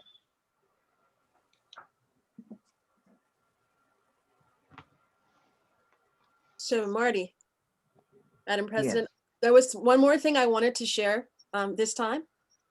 And one of the things I wanted to share was the presentation we did. There were some famous people in our family, and that was kind of the most famous people in our family. But we also need to understand that our families did some other interesting things that are not as famous as that, but they're just as famous. So I wanted to share something today with my second great grandmother. Let me see up there. And I want you guys, I'm going to give you guys a little bit of homework. No, not that. Let me try it again. Okay. It didn't work. I got you back. Okay, there it is. Okay. All right. So this is my family search, and this is Lucy Wall, which is the mother of the person that I did my presentation on. And so this is a little bit of homework I would like you guys to do. So if you're not on Ancestry, you can go on Family Search and look in the 1880 census. Okay, so they have the information about the 1880 census, but I want you to look on the actual census. Look at the actual page. So this is an actual page. Okay, I want you to look on the actual page. Okay, so this is Lucy Wall, and this is Albert Wall. This is the person that we were showing it in, I think, Lucy. But what I want you to see on here is whether they could read or not. Okay, up here, they could either read or not. This means they cannot read. And this over here, right here, let me make this a little bit bigger, right here. This shows that Lucy could read because it's not marked here. But I just found this out 2 days ago that her mother, according to this, could read. So how she learned how to read in 1840, she was 40 years old. And she learned how to read. And only 30% of the African Americans were able to read. So you want to look in your family and see, could they read or not? So that's a little bit of homework. That literacy thing was a huge thing. And I found stories about how they learned how to read and how they were like walking around with in their in the fields with a spelling book in their hands and pushing in the other way, learning how to read. I mean, they just really learned how to read. So that was something that's great and fantastic. That's not as as famous as other things. So I'm going to give that little homework to do to look to see in your family, were they able to read in 1880? And that is something. Wow. Thank you. We accept the challenge. Okay, I found. Can you hear me? Yes. Can you hear me? Okay, I found when I was doing the research for my family on my grandfather's side. That's what I'm doing now. I found out that my grandfather couldn't read, and I didn't know that. Nobody never told me that. And I was surprised to know that. And after, now, my parents separated, divorced when I was 3 years old. So I was raised by one side of the family, and my brother that's in Mississippi now, he was reared by the other side of the family. And in talking with him, he said that my grandmother couldn't read on my mother's side of the family. And I didn't know that either. I just assumed people knew how to read, you know. But it was shocking when I found out that my grandparents didn't know how to read. My grandmother on my daddy's side knew how to read, but my grandmother on my mother's side didn't know how to read. But my grandpa did. And from the results of that, her children, there's about 3 kids in that family that don't know how to read. And I didn't know it until my brother told me, because he was reared with that side of the family.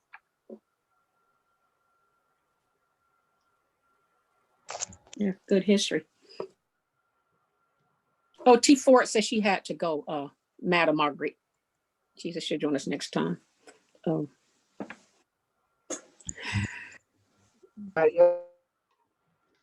have it? Can anybody get Yeah, us back to the regular screen? Or is it just me? Yes, you. Ask Glenny. That's just you. Ask Glenny. Ask We the good. captain. Although I like it. Ask the captain, she'll help you. Already told her once, and I tell her again. Lenny, don't make me. Put the cursor up at the top, and you see gallery view, or speaker view. Put the cursor up at the top of wherever you're looking at, whatever that screen you got. It says view. It's just showing post attendee Zoom. No. Yeah, that's all, man. It's showing scheduling made easy after Denise finished. After Denise finished what she was showing, that's what stayed there. If you put the cursor all around, do you see something come up beside what you just talked about? No, ma'am. But look at the participant and see what happens. All I'm seeing right now is you. Well, that's a good Put it thing. on That's a gallery. matter of opinion. Now I see girl, you, hey. and then She said, I'm hey. seeing people one at a time. Oh man. Oh. When did you the ever hear postal of a service. lady during the civil rights era named Thelma Glover? The last name does, mind you, I was a chap, but I do remember some Glovers in Meridian. I don't know if she was from Meridian. She was from our hometown. She's from Batesville, but she was in a lot of that, and she went to jail, and she was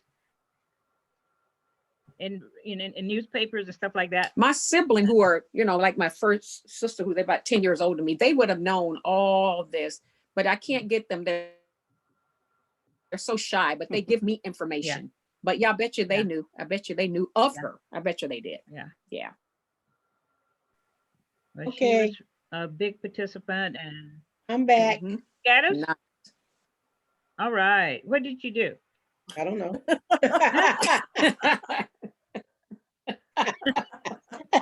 See, I did something. Cecile, I was upside down today too at the beginning, and you missed it. You upside down anyway. Oh, that is a cut. Ooh. You guys don't know. Margaret. You guys don't know how she treats me. She treats me so bad. We're gonna have to put you out for a while. Wow. I'm sorry, Glenny. No, you're not. My friend, my buddy. It treats me like Facebook too. Do we have anything else, Madam President? If not, I'll ease on No, down not the unless road. anybody have anything to share, or if somebody want to sign up for a presentation in the coming months. No. It's hard for me to look at anything and think it's significant since I've been doing it so long ago. You know what? Anything that you shared, let me tell you, I don't care who it is or what they share, each each meeting that I went to, I always learned That's right. something. Always learned something. So it is significant. It But is. you know, I think one part of our meeting should be like, well, Denise did us started talking about the reading and thing. That is one of the beginning classes that we should have had, is something about reading census records. Now, we've been doing this for years, most of us, and we know that, but it's only a few of us that probably didn't know that. Okay, when you look up at the head at the top of the census record, and you learn all this, because you know slaves couldn't read, but there were some slave owners, like my great grandfather's brother, who was the first school teacher in our neighborhood. His slave owner wife taught him to read. Okay, and he was one of the first school teachers. But we all seem like we should all Okay. know that. I mean, that's one of the things that I'm doing. Okay, let me share this with you. Yvette, are you still there? Since Yvette wants to split something that I do about what to look for in the census, and it breaks everything down. If you're looking for a specific thing in the census, it tells you more. It even tells you if you have somebody in the family that's deaf and dumb, and they consider people just being retarded as deaf and dumb. So what I'll do, I'll split that time with Yvette and we'll go over the census. And if there's particular things that you're looking for, it'll tell you exactly what census to go to, because all of them don't list the same thing. No. Oh, okay. All of them don't list the same thing. Remember, And Denise, like if you're looking for a maiden name, it might not list it in 1880, but in 1900 it'll let you know what the maiden name, it's all kind of stuff. It's a lot of stuff that we just never thought of, and that's just like in the census records. What we're usually looking for are the names and where somebody was born or something like that, but it has a whole lot more. Even like on the death certificate, we look for where a person was born, where a person died, but they have things on the death certificate that ask, were they in the military? And if so, which war? And just looking at that, before people just look for dates that you were born and dates that you died. Yeah, but it depends on what year it is. Right. Because the older ones, the newer ones do. I know. Yeah, so you know what? Each document that we look at, we should look at it thoroughly, because most of them have more information than what you actually think that's on there. This is one of the things I thought about. You know how we always we look at information on the tombstones in the site, and what's new now? More people are getting cremated. When I hear that, I'm like, oh boy, genealogists going to be left out. But I guess we have to get death certificates. That's what we'll be doing, looking for death certificates. But because of everybody's trying to spam you or hack you and try to get all your information, it's getting kind of problematic with obituaries and obituary. Like every time I look online, I see Milton's obituary, right? It kind of, I kind of hold my breath, because I'm like, somebody could get that information. Get your information, get your mother's and father's name. And a lot of times some people may even put the year of birth and stuff like that on there. And I'm like, boy, we're gonna have to be more careful, But cemeteries though, Glennie, the cemeteries, I'm sorry, 1 minute, Miss T. The cemeteries that I went back to visit my nephew in Falls Church, Virginia, that year. I did some storytelling with our reunion there. There was a graveyard or cemetery not too far from his house. And he walked me down there because he know I love old cemeteries. The problem with old cemeteries that I found, especially if they are Black, they sometimes can be in such deplorable condition that you sometimes can't even, some of them, now granted, there were some people in there born in 1803 or something. It's one of the oldest cemeteries, he said, in Falls Church for Black people.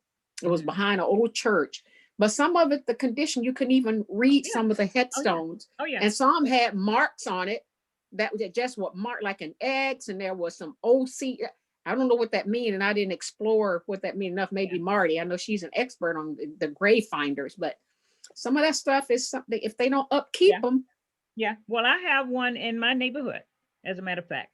And these were the ex-slaves. In That'll be- your, at home, you mean, in Mississippi? Uh-huh. So what? Oh, you said the graveyard is in your, near your house? It's up in a pasture by almost not far from where I used to live. And that's where all my folks are, in Mississippi. Okay, And okay. only like probably 3 tombstones are still there. The ancestor, he's dead now, that always talked about slavery and all that, and it's his property. He said it used to be probably about 100 tombstones up there, but it's only What happened to 3. him, you think? Okay. Well, what happened That's to it? what I Nobody mean. takes care of it because it's just out in the pasture. The cows and everybody, and there's been a pond made out there nearby. And he said a lot of people would come by and just mess them up and throw them away Yeah. and whatever. Yeah, that's right. Destroyed, unkept, But stealing. yeah, but I had this is Marty, my you're muted, Miss Marty. this is one of the projects I have in mind, and I've been talking about it for several years. And I even talked to a man at Ole Miss at University of Mississippi about it, getting the underground sonar that you can determine where the graves are, Mm-hmm. so that even though we won't know who's in them, but you can find out where the graves are. Yeah. So Yeah. surround the property, because in the future, somewhere, somebody's going to want to put a road through there, do some type of industrial Oh, type yeah. thing, Oh, yeah. and they're going to cover it over because they don't know they're there. So I'm determined to do this. But my great, great, great, great, great grandfather, his tombstone is there. He was one of the slave owners, probably, I don't know what he called it. I could see, I have letters with him mentioned on there about him doing certain things. And I know that his wife's name is on there, but there are some other people in the family up there too, but I don't know their names. I don't know who all are up there. And that's what I wish I could find. Now, Yeah. So that's one of my projects. I got to do when it. you're Good for talking, you. Gwen, when you're talking about using the sonar for the graves cemetery, in my hometown, there's a cemetery that they did that just a few years ago, probably about 5 years ago, 5 or 6 years ago. This cemetery had been called a Confederate cemetery. And it's kind of, and what they did, they got, I don't know who they got to do it, but anyway, this man and his son, and they did that sonar thing, found out that had been a black cemetery, and they had did things over those graves, Yeah. called it a Confederate cemetery. So they used that sonar, and man, I happened to go home that year, and I went down to see what they were talking about. They had those little orange flags everywhere with so many graves already Wow. there, and that's who But was you know, I buried looked there. So they, on a family on Facebook last week. Someone had shown a video of this particular old black cemetery that had been, just completely let go, and these people are going to want to do some type of construction over it. And what the company did was found the graves, excavated them, did DNA, and they matched some of the people in the town with their DNA. And then what they did, they still moved the graves. They took the graves out, everybody's body out or whatever with the remains, and they put them in a different type of thing, and they put them in a different area. But they knew then who all some of these people were, and I thought that was wonderful. Now, where was that? I Gwen, don't. I think it might have been that's Alabama. awesome. It might have been Really? Alabama somewhere. It was somewhere down south. Wow. and in this particular one that I'm talking about, what made them look into it was because this black man named Horace King, he was a black bridge builder. He had been a slave, and that's where he learned the profession from his slave owner. He worked with him, and then the slave owner, he was such a great You can read up on him. Horace King is his name.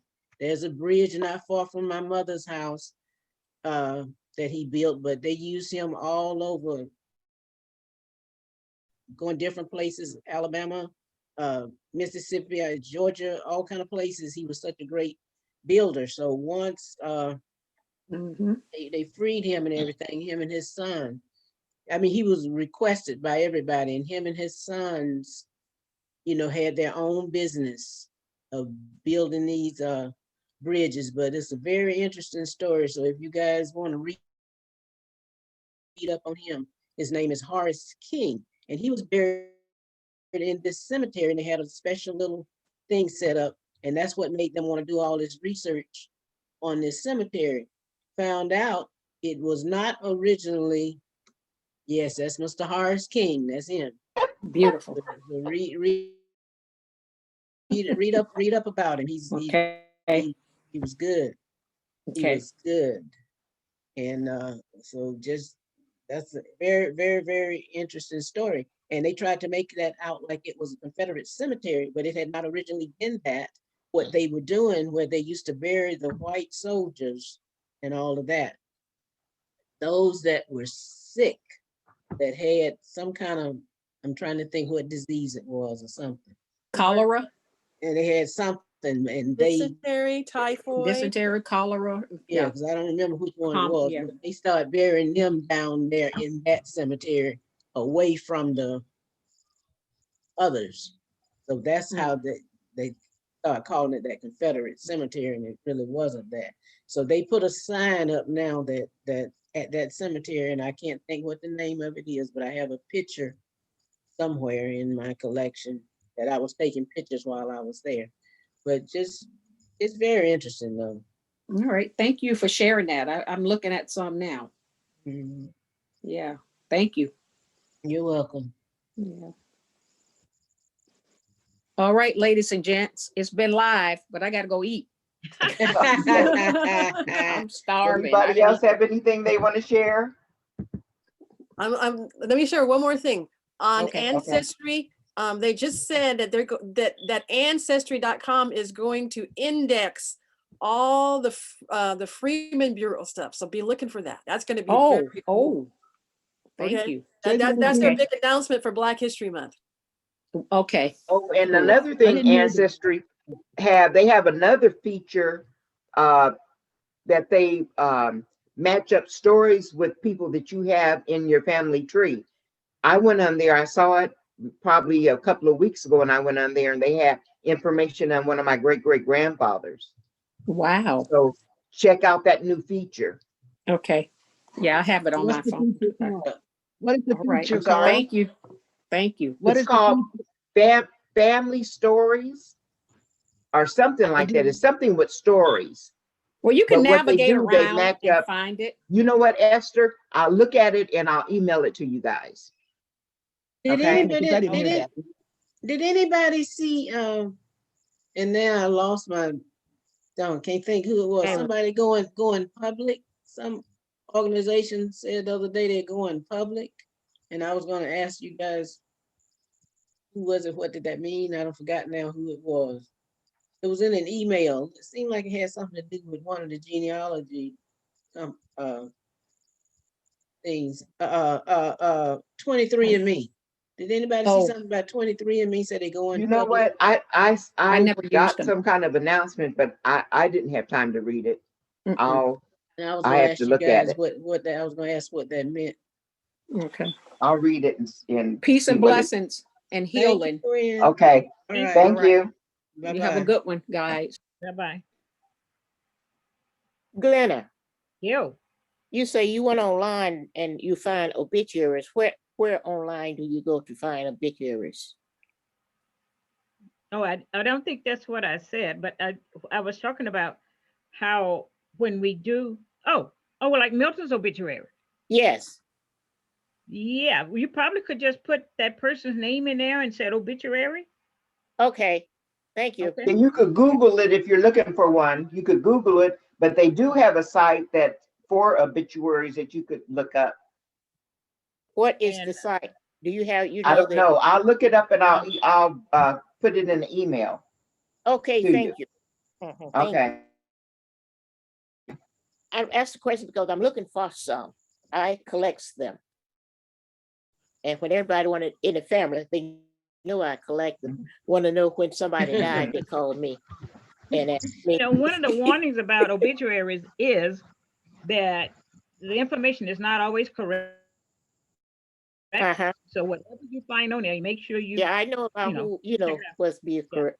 Because you know what's happening is a lot of people, I notice they're doing it more and more now.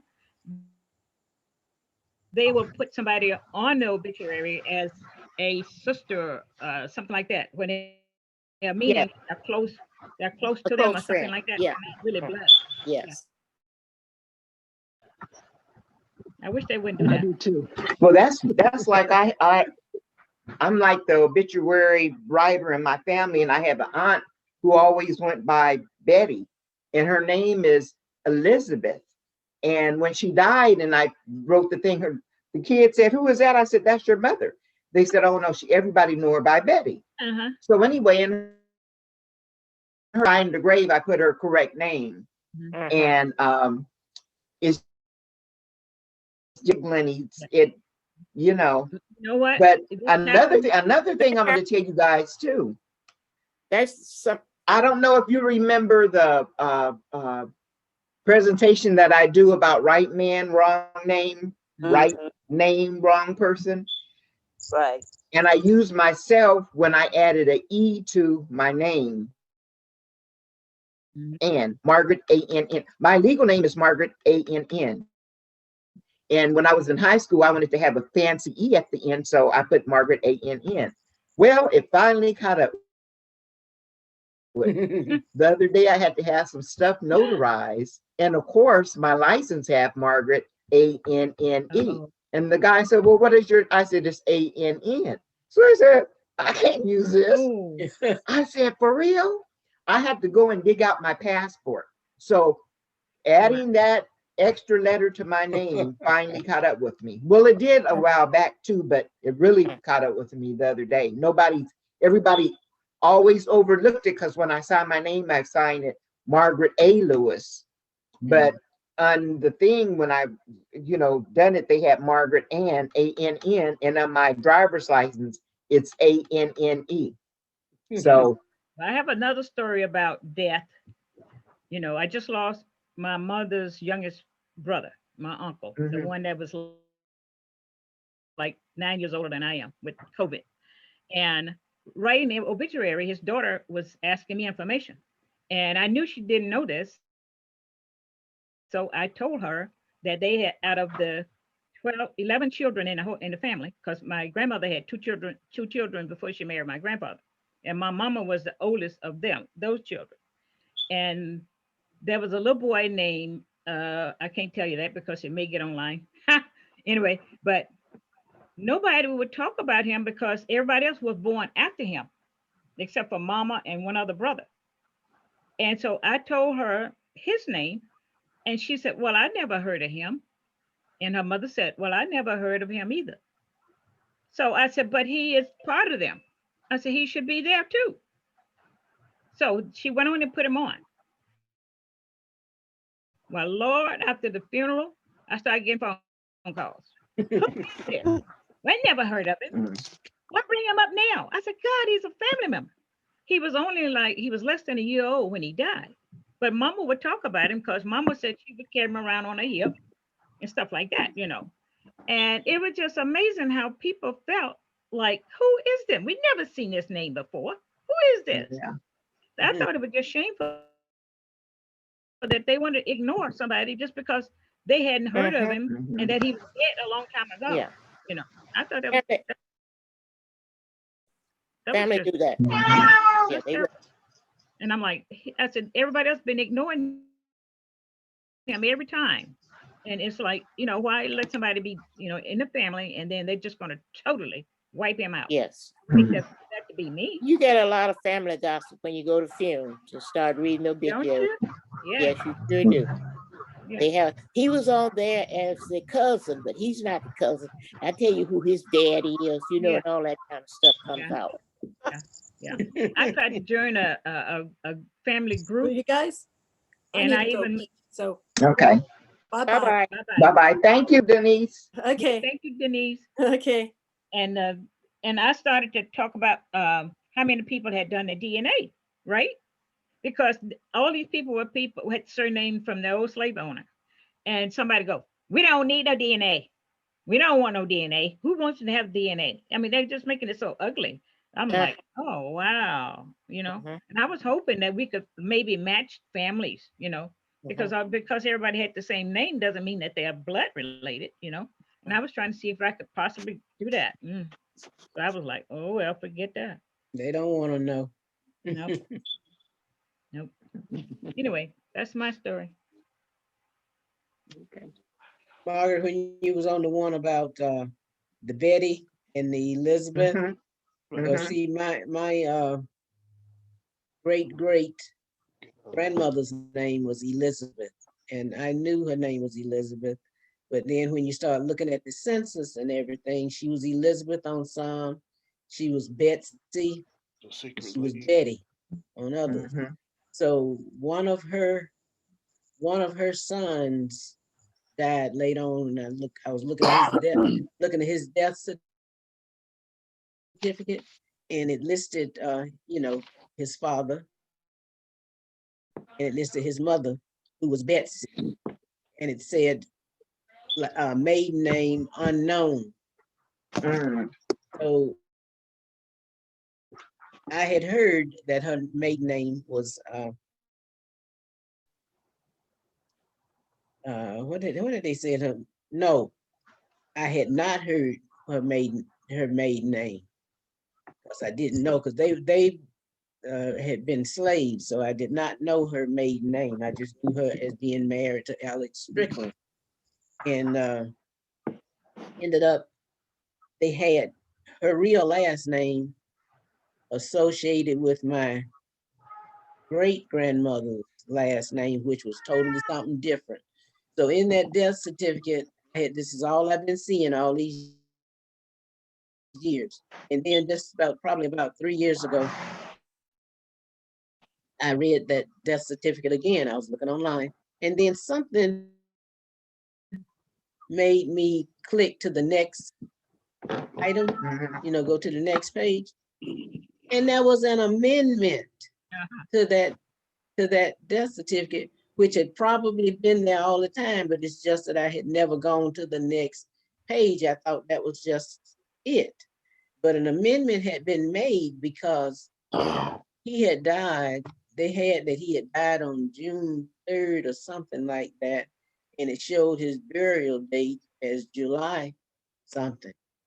So the amendment to it was the correction to that date. He had died on June 30th. And I think they had buried him July 2nd or 3rd, somewhere right in there. And the other amendment to that was his mother's maiden name, Betsy Garrett. So that's how I found out my great grandmother's maiden name had been Garrett.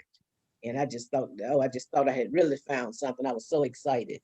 But yeah, that's all in that Betsy, Betty, all of those variations taken from Elizabeth. Yeah. My mama's name is Lizzie, and Oh. it's not Elizabeth. But on one census, they did put her as Elizabeth. Because I guess the census, they know that Lizzie is a nickname for Elizabeth, and Mhm. just automatically put it there. But she said, no, my name is Lizzie. It's always never been Elizabeth. So, and I got so many grandmothers by that Elizabeth. It's not even funny. Mhm. One, as a matter of fact, my great grandfather is up in that cemetery I was talking about. He has two daughters by the name Elizabeth.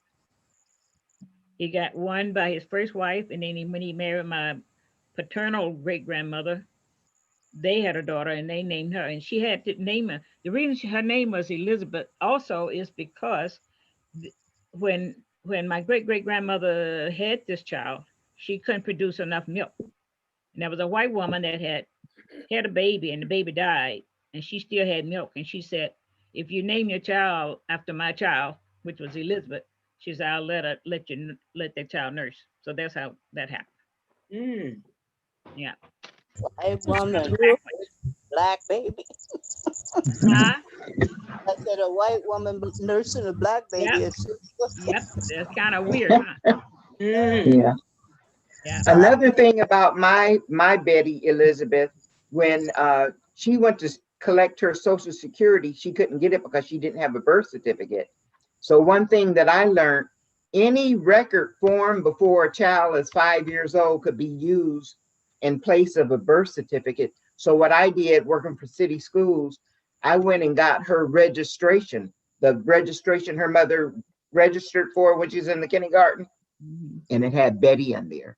Not Elizabeth, Betty. Yeah. Well, I'm gonna say bye-bye, and you guys Yeah. have a nice weekend. Oh, you too. Thank you. All right.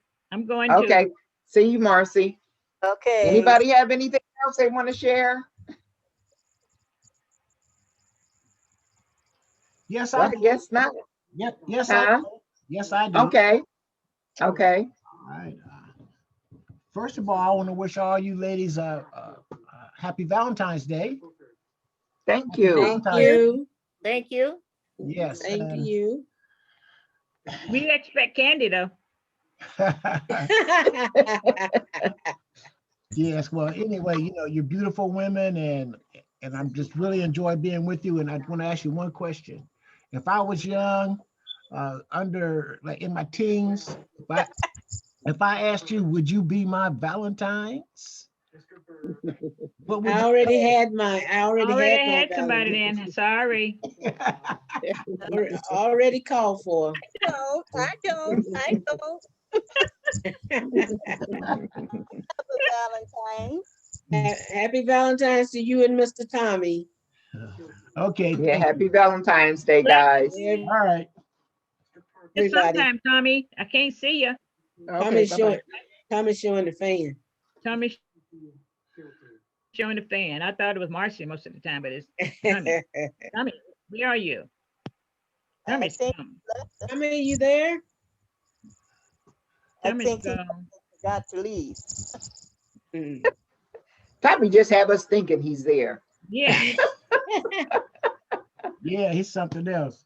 Okay, y'all, take care. Oh, wait. Okay, you too. Wait. Thanks, everybody. Thanks Wait again, a minute. Jerry. The captain has something. The captain has something. Come on, Captain. Where is Otis?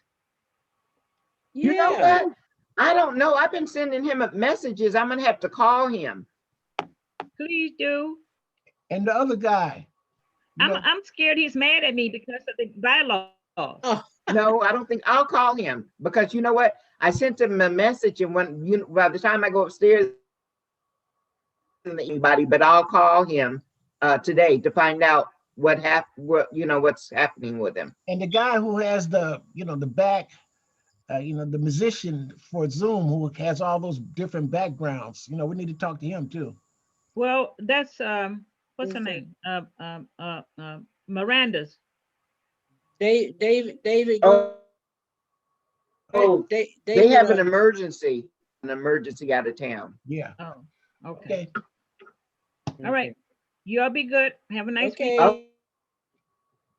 Valentine's Day. Bye-bye. Bye-bye. Bye-bye.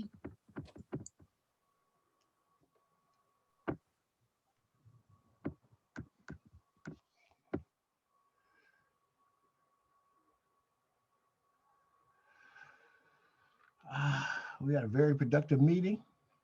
San Diego Genealogy Research Group had a presentation, and the members had time talking to each other. It was very enlightening. It's all good. It's all God. Happy Valentine's Day.